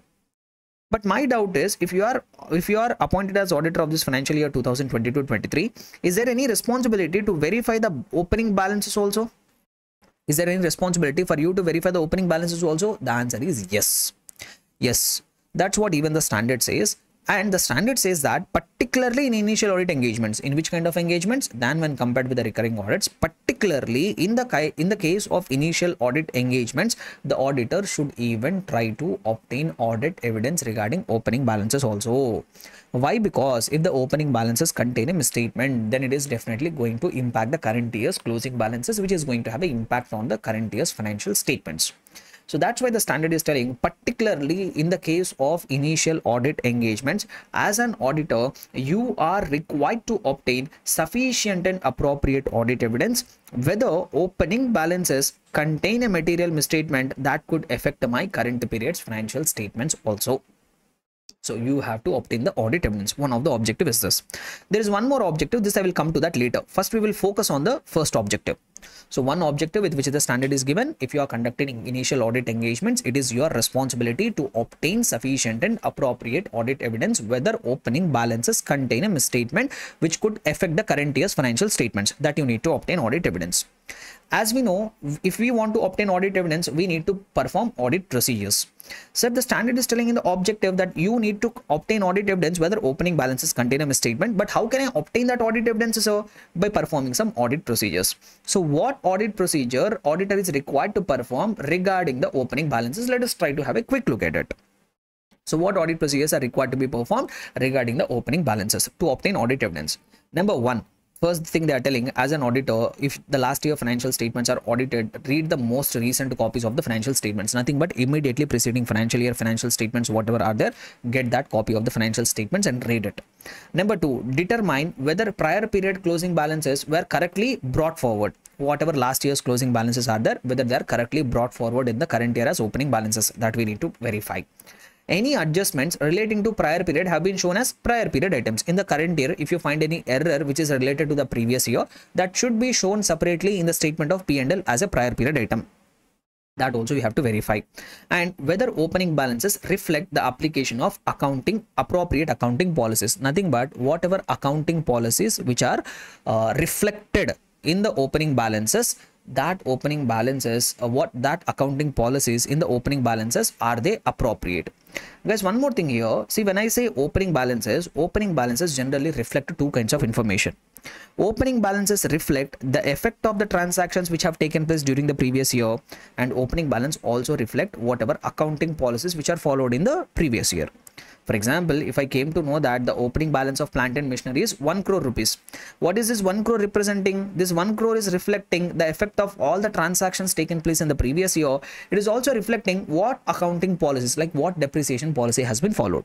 So opening balances will even reflect accounting policies. We need to check whatever accounting policies which are reflected in the opening balances, whether they are appropriate or not. Like, for example, I came to know that for charging depreciation, the last year client followed SLM method. When SLM method will be appropriate? When the consumption pattern of the machinery is going to be uniform. So like that, I have to judge. So whatever accounting policies reflected in the opening balances are there, whether they are appropriate or not. And you should perform specific audit procedures like comparing the opening trial balance with the last year's audited balance sheet. You have to download from the accounting software opening trial balance, take the last year's audited financial statements, try to match both the balances. So like this, if you perform these procedures, you will come to know whether opening balances contain a material misstatement. Clear? Guys, what we have seen till now in this standard, we understood what is the meaning of initial audit engagement. We understood what is the meaning of opening balances. We understood one of the objective of the standard, that is to obtain audit evidence regarding opening balances, whether they contain a misstatement. And in order to obtain that audit evidence, what audit procedure auditor has to perform, that audit procedures also we have seen. So now, by performing these audit procedures, you will obtain audit evidence. You will have findings. What findings will be there? See, if you came to know that opening balances are all correctly brought forward, there is no misstatement in the opening balances, is there any impact on the current year's audit? No. That is a favorable scenario. If you performed all these audit procedures and you came to know that opening balances do not have any misstatement, that means it's a good scenario. Nothing impact on your audit procedures or audit opinion. When the problem will happen? So when the problem will happen is, if you performed audit procedures and if you have obtained sufficient and appropriate audit evidence that opening balances are containing a material misstatement. That means by performing the above audit procedures, you came to know that yes, opening balances contain a material misstatement which could affect my current year's financial statements. Then what you should do? You have to give a modified opinion. Sir, what kind of modification? You have to give either a qualified opinion or adverse. Why, sir? Why? Because I'm telling here, auditor is able to obtain sufficient and appropriate audit evidence. Since he is able to obtain sufficient and appropriate audit evidence and concluded that opening balances contain a material misstatement in the current year's financial statements also, you have to modify the opinion. And since you have evidence here, either you have to give qualified or adverse. Or in some circumstances, what could be possible is auditor is not in a position to obtain sufficient and appropriate audit evidence whether opening balances contain a material misstatement, whether opening balances contain a material misstatement or not, that you are unable to obtain audit evidence only. Then what you should do here also, you have to modify the opinion. What kind of modification here? Since it is a case of non-availability of audit evidence, you have to give either qualified or disclaimer. Clear? So this is how your audit opinion will have an impact based on whatever findings you have relating to opening balances. Understood, everybody? Now talking about the second objective. See, till now I discussed only one objective of the standard SA 510. There is one more objective. See, when I say opening balances, just now as I have told, opening balances also reflect accounting policies, whatever has been followed in the previous year. Now when it comes to accounting policies, there is one fundamental accounting assumption. There is one fundamental accounting assumption associated with accounting policies. What is that fundamental accounting assumption? Consistency. So since opening balances are reflecting accounting policies also, as an auditor, you need to even obtain audit evidence. That is, there is one more objective of SA 510. So SA 510 also says that you are required to obtain sufficient and appropriate audit evidence whether accounting policies, whatever reflected in the opening balances are there, whether they have been consistently applied in the current year. Whatever opening balances are, whatever accounting policies are there which are reflected in the opening balances, they should have been consistently applied in the current year. That means without any valid reason, they should not be changed. And if at all there is a change because of valid reason, see, in some cases, accounting standards will permit you to deviate from the consistency when there is a valid reason. So if at all there is a valid reason for change in the accounting policy, that change should have been appropriately disclosed. So here two things are there regarding accounting policies. Number one, as an auditor, you need to obtain sufficient and appropriate audit evidence. Without any valid reason, there should not be change in accounting policy. That means consistency should be there. Sometimes there will be a valid reason and it will be even permitted by the standards to change the accounting policy. In such a circumstances, we need to see that the change should have been appropriately disclosed. You have to be very careful, guys. Two things I have told. Without any valid reason, you should not change accounting policy. Number two, if there is a valid reason for change in accounting policy, that change should be appropriately presented and disclosed in the financial statements. So like this, regarding these two things, you even need to obtain audit evidence. So that is one more objective. So that's why we have two objectives for SA 510. Number one, whether opening balances contain a misstatement which affect the current year's financial statements. Number two, whether accounting policies are consistently applied. If at all there is a valid reason for change in the accounting policy, whether it has been appropriately and properly presented and disclosed as per the applicable accounting standard. Clear till here? So now when it comes to this accounting policies, so what is our objective? We have got to know. So now how audit report will be impacted because of accounting policies. See, if the auditor concludes, that means after he tries to verify the accounting policies, consistency and all, if the auditor concludes, that means if the auditor has obtained audit evidence that either accounting policies are not consistently applied, that means there is no valid reason. Without any valid reason, the client has changed the accounting policies. That means they have violated the consistency even without any valid reason. Or there is a valid reason for change in the accounting policy, but it is not properly presented or disclosed in the financial statements. If you have verified the accounting policies and you have concluded that you have obtained audit evidence that either without any valid reason, consistency has been violated. That means the change in accounting policy has taken place even though there is no valid reason. Or there is a valid reason, that's why the management has changed the accounting policy, but they did not properly disclose that change in accounting policy. Then what we should do? Then the auditor should modify the opinion. Sir, what kind of modification? Either a qualified opinion or an adverse opinion. Why? Because I am telling the auditor has concluded, the auditor has obtained audit evidence that without any valid reason either accounting policy has been changed or there is a valid reason for change in accounting policy, but that change is not properly presented or disclosed in the financial statements. In any of these circumstances, you have to give either a qualified opinion or adverse opinion depending on materiality and pervasiveness. If the effect is only material but not pervasive, qualified. If the effect is material and also pervasive, adverse. Clear? So this is how audit report will be impacted because of accounting policies.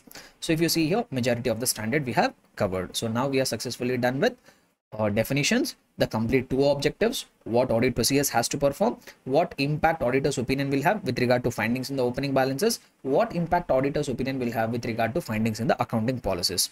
There is even one more last point in this standard, once again important from the examination perspective. Sir, what if there is a modification in the predecessor auditor's report? That means, for example, if you are doing audit of the year 23-24 of some entity, last year some other auditor has done the audit. Now, the last year auditor on the last year's financial statements, he has given a modified opinion. Last year auditor on the last year's financial statements, he has given a modified opinion. That modification could be either qualified, adverse, disclaimer. Just because last year's auditor has given a modified opinion, is there a mandatory requirement on the current year's auditor to also give modified opinion? No. So just because last year's auditor has given a modified opinion, there is no requirement or there is no mandatory requirement on the current year's auditor also to give modified opinion. So when the current year auditor also will give modified opinion is because of whatever reason the last year's auditor gave modified opinion. If that reason remains relevant, unrectified and material for the current year, then only the current year auditor also will give modified opinion. Yes or no? If because of whatever reason the last year's auditor gave modified opinion, it is no longer relevant for the current year. If it is no longer material for the current year, if it is no longer relevant for the current year, then there is no requirement on the current year auditor to modify just because of a simple reason that last year auditor contained a modified opinion. Clear? The same thing they try to say here. If the reason for modification in the predecessor's auditor's report, because of whatever reason the last year auditor gave the modified opinion, that remains relevant and also material for the current year financial statements, then only the current year auditor will express modified opinion. Which means if because of whatever reason the last year auditor gave the modified opinion, if it is no longer relevant and material for the current year, then there is no mandatory obligation on the current year auditor to compulsorily issue modify. There is no mandatory obligation. Only when the reason because of which the last year auditor gave a modified opinion, if it remains relevant and material for the current year, then only he will modify. Clear? So this is what simply SA 510 talks about. I hope these standards are helping you out. So till now, how many standards we have done? Four standards we have done: 501, 505, 580 and 510. So 4 standards from the SA 500 series we are actually done with. Clear and comfortable till here? So now we will try to proceed further and understand. So what we will do is we will take a pause from 500 series of standards. Still there are a few more standards under 500 series, like we have say 550, 560, 570. So these standards are still there under 500 series, but we will take a gap from 500 series for a while. Now what we will do is we will try to immediately revise the 2 standards, SA 260 and SA 265.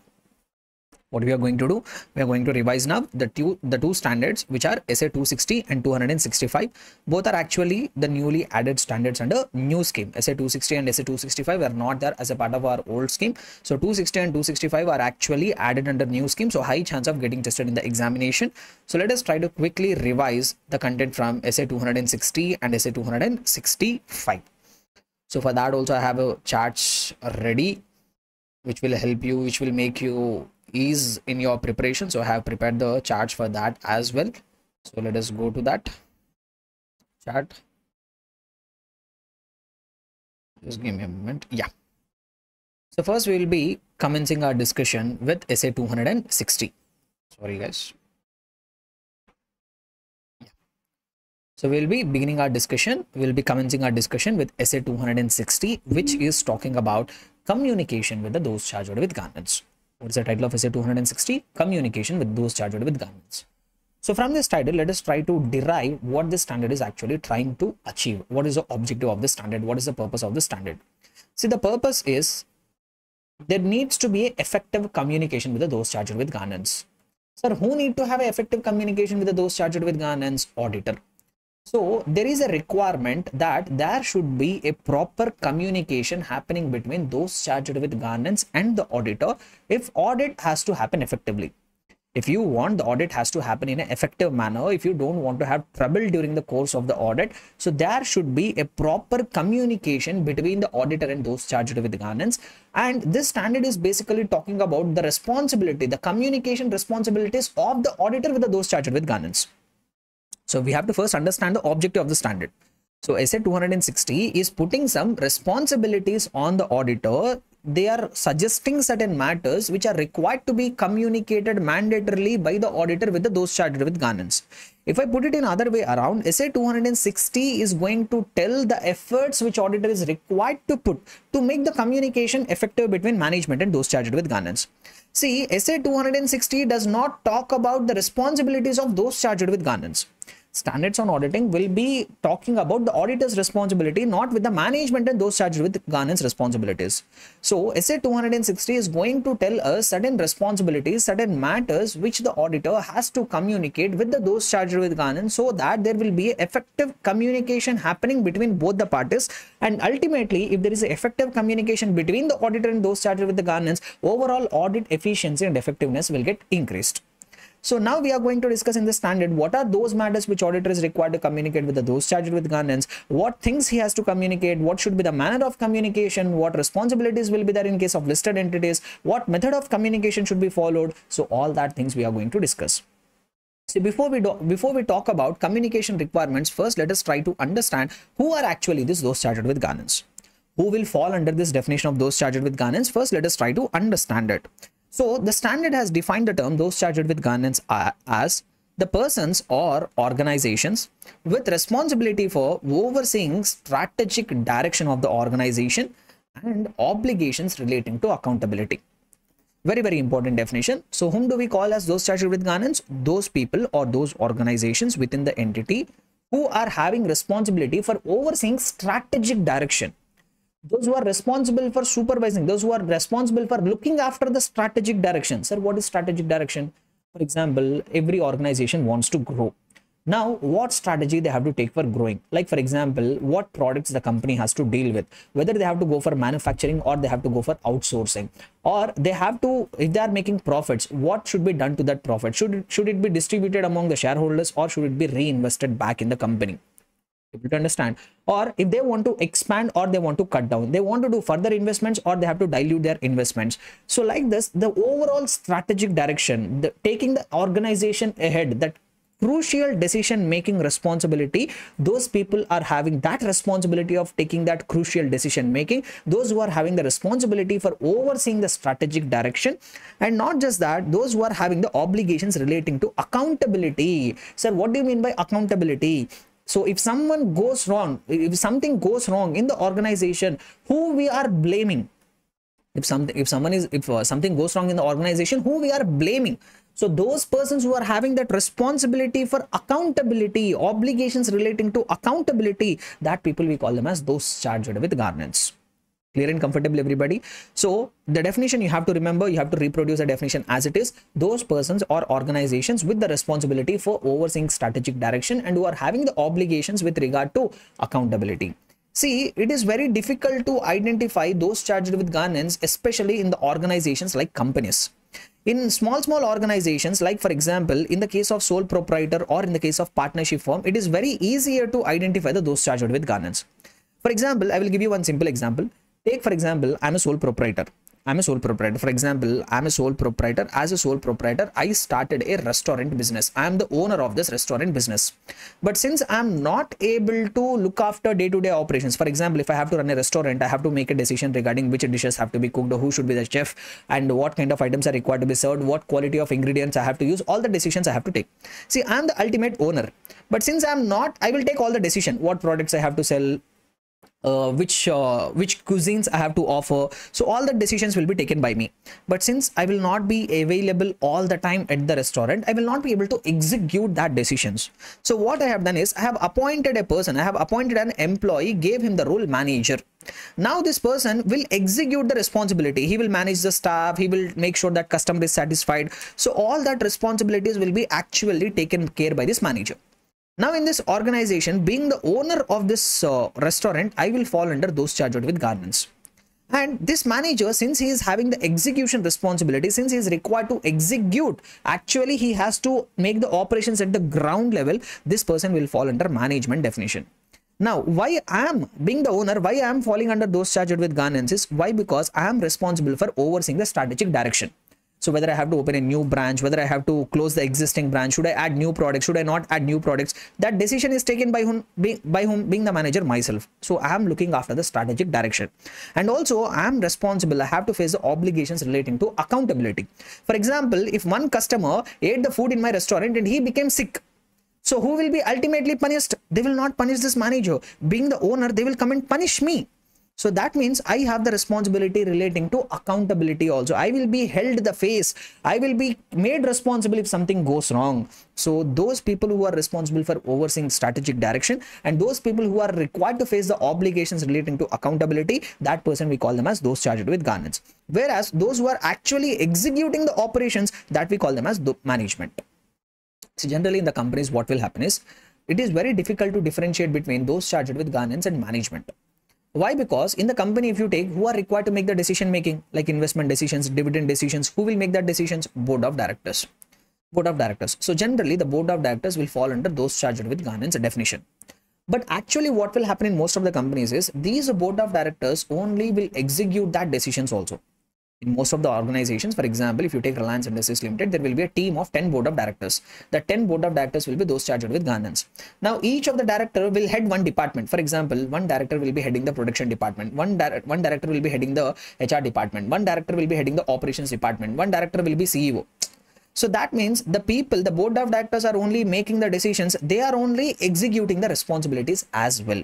So in most of the companies, it is very difficult to differentiate between those charged with governance and management. Why? Because in the companies, both the roles will be played by board of directors only. So board of directors only will play the role of those charged with governance. They will only play the role of management as well. So in the case of companies, it is very difficult to differentiate. Why? Because in most of the organization, both the roles will be played by board of directors only. But we can easily identify the differentiation between those charged with governance and the management in case of small organizations like sole proprietor, partnership firms, etc. Clear? So, but whatever it is, one thing you have to make it clear, the definition you have to remember. All this you keep it aside. Definition is very, very important. The persons or organizations with responsibility for overseeing strategic direction and who are responsible for obligations relating to accountability, those people in the organization, we call them as those charged with governance. Okay, we understood who are those charged with governance. So now what are the objectives of the auditor? So what auditor is supposed to do, or what are the responsibilities on the auditor as per SA 260? What matters auditor is required to communicate with those charged with governance? So what SA 260 is telling? So SA 260 says that as an auditor, you are required to communicate certain matters with those charged with governance, and these are mandatory. There are certain matters the auditor is required to communicate with those charged with governance, and those matters are given in the standard only, and the communication of these matters is mandatory. So what matters auditor is required to communicate with those charged with governance as per SA 260? Number one, he has to communicate with those charged with governance the responsibilities of the auditor. As an auditor, you have to go to those charged with governance and say, what are your responsibilities? Like you should say, sir, I am responsible only for expression of opinion, and I will not give any guarantee. So as an auditor, you are required to go and communicate with those charged with governance your responsibilities, and also you are required to communicate overview of planned scope and timing of the audit. You should not go and communicate the detailed plan.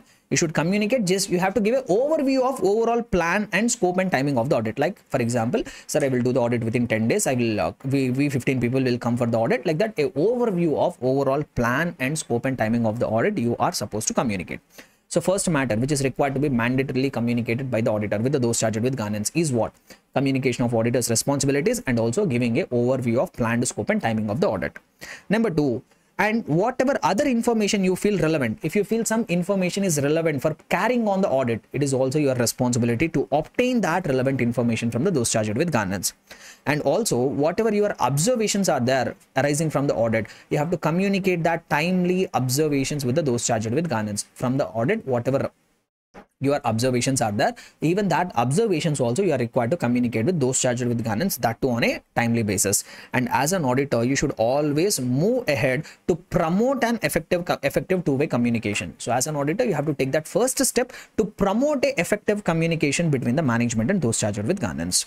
So if they ask you what are the objectives of the auditor as per SA 260, these 4 points you are required to write: communication of responsibilities of auditor, and also overall planned scope and timing of the audit, provide obtaining relevant information from the those charged with governance, whatever your observations are there, that you have to on a timely basis communicate with the those charged with governance. And as an auditor, you have to promote a effective two-way communication. Now specifically they talk about each and everything. See, in the objective they are telling, as an auditor you are required to communicate with responsibilities of auditor. What specifically you will try to communicate, that I have explained it here in a detailed manner. And also they are asking you to communicate overview of planned scope and timing. When it comes to planned scope and timing, what exactly you have to communicate, that I have added one more paragraph here. And you are required to communicate other matters. You are required to even communicate significant findings. As I have told, whatever your observations are there arising from the audit, that also you are required to communicate. So what specific findings you will communicate with those charged with governance? So everything I have given in a detailed manner. So nothing but in the objectives they told certain points you are required to communicate. What exactly you are required to communicate regarding that points, that we have elaborated in a detailed manner in this paragraph. So number one, as I have told, as an auditor you are required to communicate what are your responsibilities. So what specifically you will say there? You will say that the auditor shall communicate that auditor is responsible only for expression of opinion. You have to tell them that, sir, I am responsible only for expression of opinion. And also you should say that just because appointment of auditor, the management and those charged with governance will not be relieved from their responsibilities. So you should even communicate that audit does not relieve management or those charged with governance of their responsibilities. So the meaning of this term is you have to communicate with those charged with governance, sir, as an auditor, my responsibility is to expression of opinion. Just because you have appointed as an auditor, your responsibilities will not come down, your management responsibilities will not come down. Like for example, sir, you are appointing me as an auditor. Just because you have appointed me as an auditor, you can't expect me to prepare the financial statements. The management is still responsible for preparation of financial statements only. So just because you have appointed me as an auditor, neither your responsibilities nor your management responsibilities will be reduced or relieved. Your responsibilities will remain intact. So this is what specifically you have to communicate when I say you have to communicate the responsibilities of auditor. Number two, you are even required to communicate overview of planned scope and timing. No.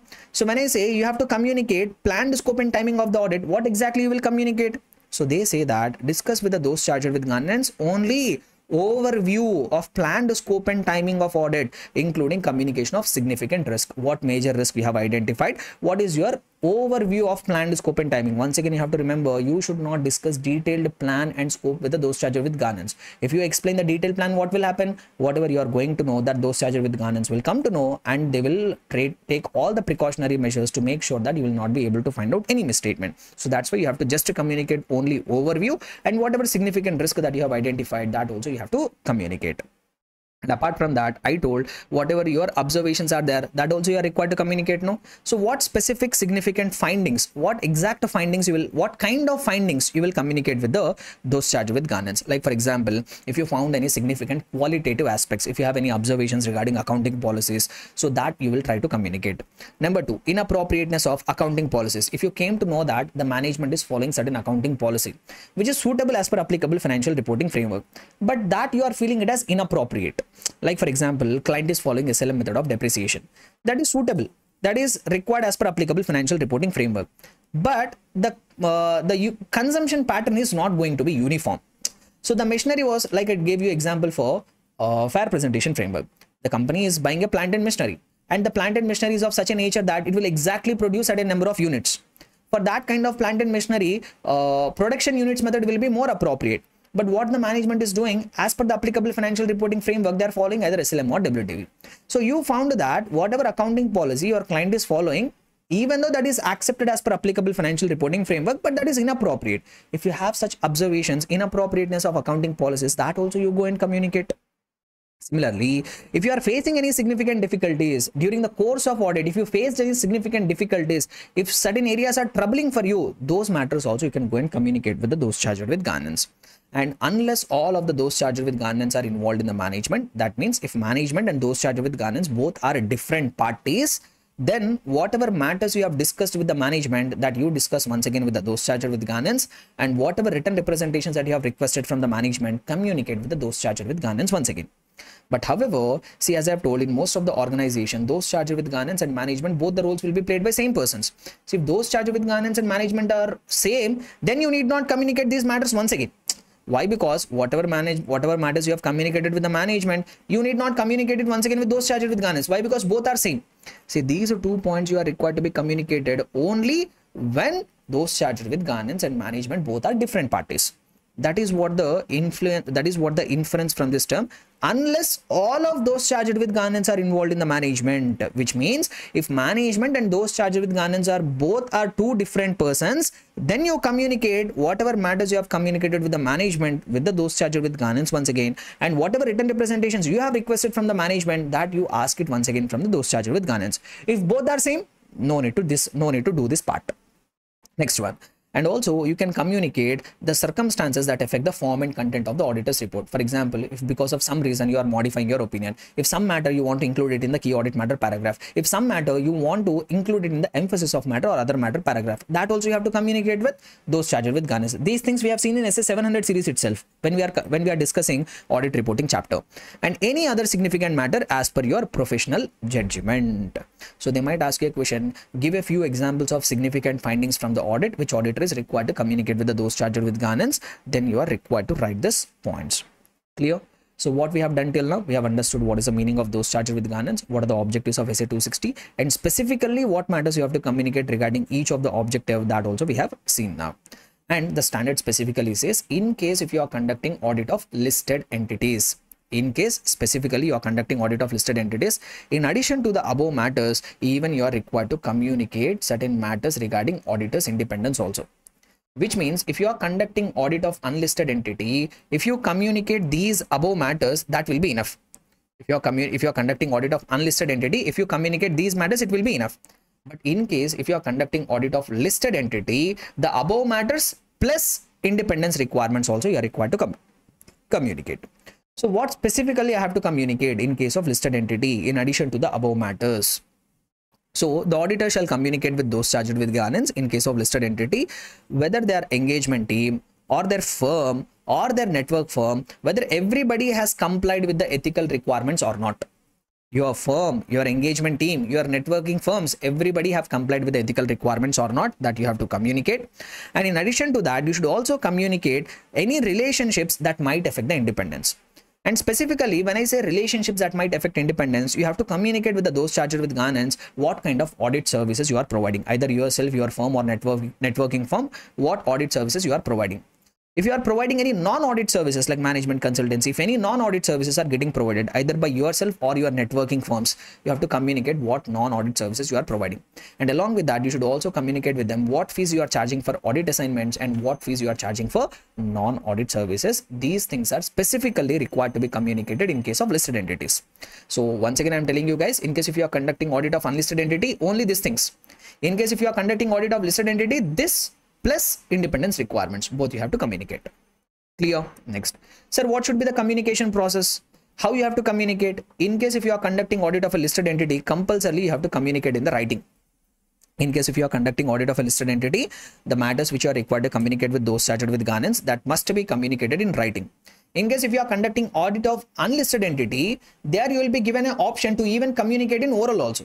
In case if you feel oral communication is inadequate, then you have to give the communication in writing, which means which indirectly means in case of listed entity, you have to compulsorily do it in writing, no option. But in case of unlisted entity, if you want, you can do it in the oral way also. But in case if you feel oral communication will be inadequate, which will always be, we have to do it in the writing. Clear? But practically what will happen, both in case of listed entities and unlisted entities, always the communication will happen in written format only. Why? Because the proof is required. No, that you have communicated. That proof you will get it only when it is in written format. Clear? And whatever matters that you are communicating with those charged with governance, everything should be included as a part of your audit documentation. Clear and comfortable? So this is what regarding SA 260. So what matters are required to be communicated, what should be the communication process, and that matters which you have communicated should be included in the audit documentation as well. Clear? So with this we are done with SA 260. So since we are done with SA 260, we will try to revise now SA 265 also. See, SA 265 is also talking about communication only. But SA 265 is specifically talking about communication of deficiencies in the internal control. So in the internal controls of the client's organization, see, as a part of test of controls, you will verify client's internal control also. As a part of your verification of internal controls, if you find any deficiency in the internal control, that deficiency, in some cases, it is required to be communicated with those charged with governance. That deficiency is sometimes required to be communicated with management. So that communication of deficiencies in internal control, how you have to communicate, to whom you have to communicate, that is what SA 265 is talking about. See, SA 260 is a very general standard talking about all the matters which are required to be communicated with those charged with governance. But SA 265 is a standard which is also talking about communication with those charged with governance as well as management, but it is not talking about all the matters. SA 265 is a specific standard which is talking about regarding only communication relating to deficiencies in the internal control. Okay, see, first I will tell you overall objective of the standard, ultimate outcome of the standard. I will tell you what standard is trying to say. The standard SA 265 simply says that if you have any significant deficiency, communicate with those charged with governance. Whatever other deficiencies are there, communicate with the management. That's all. This is the ultimate thing which the standard is telling. The standard is ultimately trying to say only one thing. If there is any significant deficiency in the internal control, communicate with those charged with governance. If there is any other deficiency, that you communicate with the management. But in order to understand this ultimate objective, first we need to understand what is a deficiency in internal control, what is a significant deficiency in internal control. So first we need to understand that, no. So first let us try to focus on understanding, first of all, the meaning of this term. What is a deficiency in internal control? Deficiency means the other name for deficiency is weakness. So what exactly is the meaning of deficiency in internal control? Very simple, guys. There is an internal control which is designed, implemented, maintained in the organization. That means the management or those charged with governance in the organization have designed internal control, have implemented internal control, have operated internal control. But that internal control is unable to prevent, detect or correct a misstatement. That means control is there. But even after the management has designed, implemented the internal control, still it is unable to prevent, detect or correct the misstatement in the financial statements. That means there is a failure of the internal control. Or the control which is required to prevent, detect or correct a misstatement is altogether missing. Control itself is not there. So two circumstances will be covered in the deficiency in internal control. Either control is there, but it is unable to prevent, detect or correct a misstatement. Or the control which is required to prevent, correct or detect a misstatement is altogether missing. Control is not there. So failure of control, not having a control, both will come under deficiency in internal control definition. Clear, everybody? Next. So we understood what is a deficiency in internal control. So then what is the meaning of significant deficiency, sir? The meaning of significant deficiency is either a single deficiency or a combination of deficiency which is of sufficient importance to merit the attention of those charged with governance. So either a single deficiency or a combination of deficiency which as an auditor you feel that these deficiencies are important enough to take it to the attention of those charged with governance, that we call it as significant deficiencies. See, this who has to decide, sir, whether it is sufficient, whether it is of sufficient importance to communicate with those charged with governance or not. This who has to decide? Auditor himself has to decide. How he will decide? Using his professional judgment, he will decide. Clear, everybody? Able to understand? So first of all, whenever there is a weakness there, that we call it as deficiency. But if I feel that either a single deficiency or a combination of deficiency, it is big enough to take it to those charged with governance attention, that deficiency I call it as what? Significant deficiency. Able to understand? See, here one more thing we have to pay close attention. In order to call a deficiency as a significant deficiency, actual misstatement may not occur. Even the possibility of misstatement, even the possibility of happening of misstatement alone will be enough to classify it as significant deficiency. For example, if you found that in the internal control there is a weakness, but that weakness did not convert into material misstatement, there is a chance that there a misstatement could happen, then also it could be called as a significant deficiency. Actual occurrence of the misstatement is not required to call a deficiency as a significant deficiency. Even if there is a possibility that in the future misstatement will happen, that could be enough in order to classify the misstatement as a significant in order to classify the deficiency as a significant deficiency. So generally in the classroom, I will give you I will give a simple example to make you understand. For example, you are driving a car. You came to know that the brake is not working properly. Will you go and immediately get it repaired, or you will wait for the actual accident to happen? You will not wait for the actual accident to happen. You will immediately go and get it repaired. No. So here you are not waiting for the actual disaster to happen. There is a possibility of happening a major disaster. Then also you will go and get it repaired. No. The same analogy you applied for significant deficiency. So in order to classify it as a significant deficiency, actual happening of the misstatement is not necessary. If there is a possibility of happening a bigger misstatement, then also we can classify it as a significant deficiency. Understood? See, whatever this car example, whatever these points I'm stressing, no, these are actually having a chance of testing in the examination as a true or false statements. So read the standard ones from the material. After reading this chart and all, after revising this content from this chart, read the content ones from the main study material. So main material of mine. So then you will get to know what I'm talking about. Okay. So clearly we have understood what is the meaning of deficiency in internal control. What is the meaning of significant deficiency in internal control. Now let us talk about, sir, you are telling when a deficiency will be a significant deficiency, that will be decided by the auditor. Using what? Professional judgment. But in deciding whether a deficiency is a significant deficiency or not, what matters auditor will consider? Important question from the examination perspective. They might ask a question, what are the examples of the matter that the auditor may consider in determining whether a deficiency is a significant deficiency or not? So as an auditor, in deciding whether this deficiency will become a significant deficiency or not, that you have to decide it using your knowledge, experience and training. Based on what matters, what factors you will consider in determining whether a deficiency will be a significant deficiency or not. So the examples of the factors will be, you will consider the likelihood of deficiencies. So what will be the possibility of deficiencies, and also susceptibility of loss or fraud of related asset or liability. Because of this deficiency, what is the possibility that there will be a loss or fraud in that respective asset or liability? That also you will consider. Subjectivity or complexity of estimated amounts. Sometimes the internal controls relating to accounting estimates will be deficient. There will be a weakness in the internal controls relating to accounting estimates, relating to provisions and all. In that case, I will consider what is the complexity of making that estimated amount. That also you will consider. And sometimes you will also consider what amount of the financial statements is subjected to deficiency, whether a bigger amount is subjected to deficiency or a smaller amount is subjected to deficiency. And even you will consider volume of activity which is exposed to deficiency. So how much volume of transactions are taking place through that internal controls. So the auditor will consider all these matters, then he will determine whether a deficiency is a significant deficiency or not. So if they ask you the question, explain the matters which the auditor will consider in determining whether a deficiency is a significant deficiency or not. What you will write? You will write these factors like likelihood of deficiencies, susceptibility of loss or fraud of related asset or liability, subjectivity or complexity of the estimated amounts, financial statement amounts which are exposed to deficiency, and volume of activity which is exposed to deficiency. And also they are also giving in the standard, they are also giving examples of indicators. There are certain events or circumstances which will give you a hint that there could be a significant deficiency.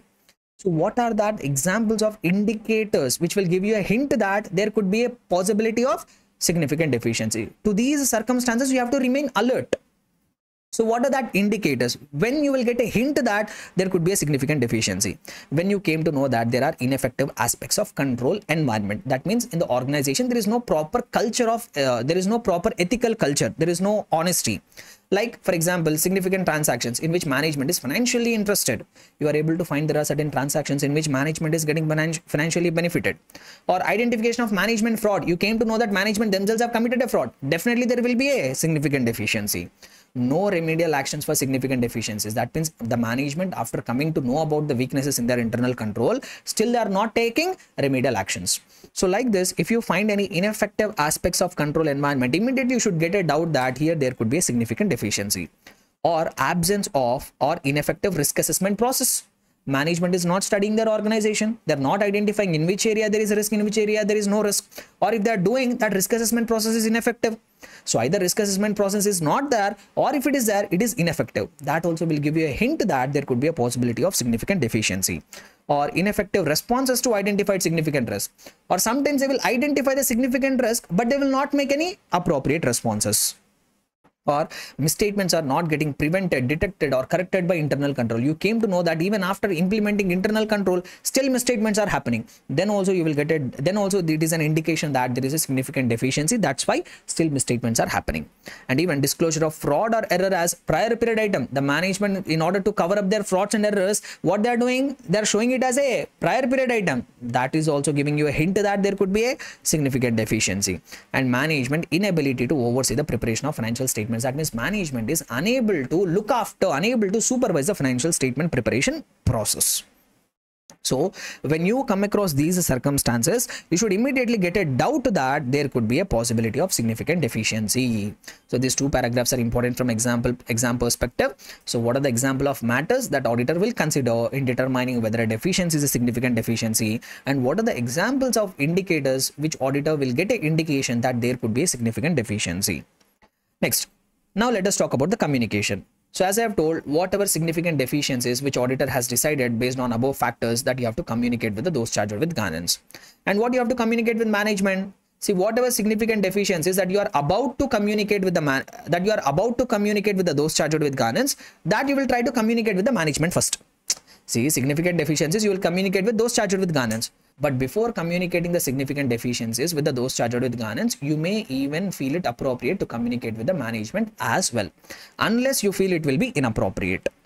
So we will communicate with the management significant deficiencies, and what you will communicate with those charged with governance significant deficiencies, and what you will communicate with the management significant deficiencies that auditor communicates or intends to communicate with those charged with governance, unless it is inappropriate.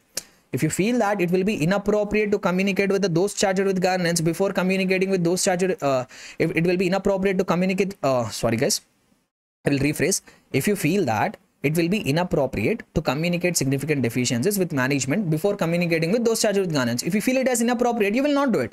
If you feel no, it will be appropriate only, then what you can do is, before communicating those significant deficiencies with those charged with governance, first you will go and tell it with the management, unless you feel it inappropriate. And other than significant deficiencies, whatever other deficiencies are there, that you will communicate with the management. So that's what even at the beginning I have told. The ultimate outcome is significant deficiency, communicate with the management. Other deficiency, you communicate with the significant deficiency, you communicate with those charged with governance. Whatever other deficiencies are there, that you simply communicate with the management. Understood? And in the written communication of significant deficiencies, that means whatever significant deficiencies that you are communicating with the management, generally you have to do it in the written format only. That means in the written report, you will communicate the significant deficiencies with those charged with governance. In that written communication, you have to add some information. So whatever significant deficiencies you have found, you will communicate with those charged with governance. No, that communication will happen in a written agreement. No, in that written document, you have to include certain information along with significant deficiencies which you want to communicate. You have to include certain extra information. What extra information I have to include? Let us see. Written communication of significant deficiencies shall include description of deficiencies and their potential effects. So you have to describe in a detailed manner what are that deficiencies and what will be their potential effect, and also sufficient information to enable those charged with governance to understand the context of communication. So it will not be enough just if you communicate the deficiencies, you should also give them other relevant information which will help them to understand the deficiencies in a better way. So ultimately, whatever significant deficiencies that you are communicating with those charged with governance, in that written communication, you have to include a detailed description of deficiencies and their potential effects, and also you should add certain information which will make those charged with governance to actually understand that deficiencies. Clear? And in particular, the auditor should explain that the purpose of audit is to express an opinion. Might be those charged with governance will have a wrong notion that auditor is responsible for even verifying internal controls also. No. So you have to specifically tell in that written communication, sir, as an auditor, my main objective is to express opinion on financial statements, not on internal controls. And audit is not for purpose of expressing an opinion on effectiveness of internal control. Sir, our ultimate objective is to express opinion on financial statements, not on internal controls. And even you have to say that whatever deficiencies we are communicating with you, those are actually those deficiencies which came to our notice. So there could be other deficiencies also which we might not have come to our notice. So that you should say, which means simply you have to tell in the communication, sir, whatever deficiencies that we are communicating, those are deficiencies only which have come to our notice. There could be other deficiencies also which might not have come to our notice, which we are not reporting. You have to make it clear. Why? Because our ultimate objective is to express opinion in that on financial statements. In that process, whatever deficiencies came to our notice, that only we are communicating. We are not doing the audit exclusively with the objective of verifying internal controls and reporting their deficiencies. That is not our ultimate objective. During the course of our expression of opinion on the financial statements, whatever deficiencies that have come to our notice, that only we are communicating. We are not doing the audit exclusively with the objective of expression of opinion on internal controls. So all this information mandatorily you have to add it in your audit. All this information you have to mandatorily add it in your that written communication, whatever you are doing regarding significant deficiencies. Understood, everybody? So these two standards are newly added, and as I've told, these are important from the examination perspective. Please refer these times as many times as possible. Okay, right. So with this, we are done with 260 and 265 as well. So till now we have covered 5 standards. So I say 6 standards we have covered: 501, 505, 580, 510 we are done, 260 we are done, 265 we are done. Till now these many standards we have revised.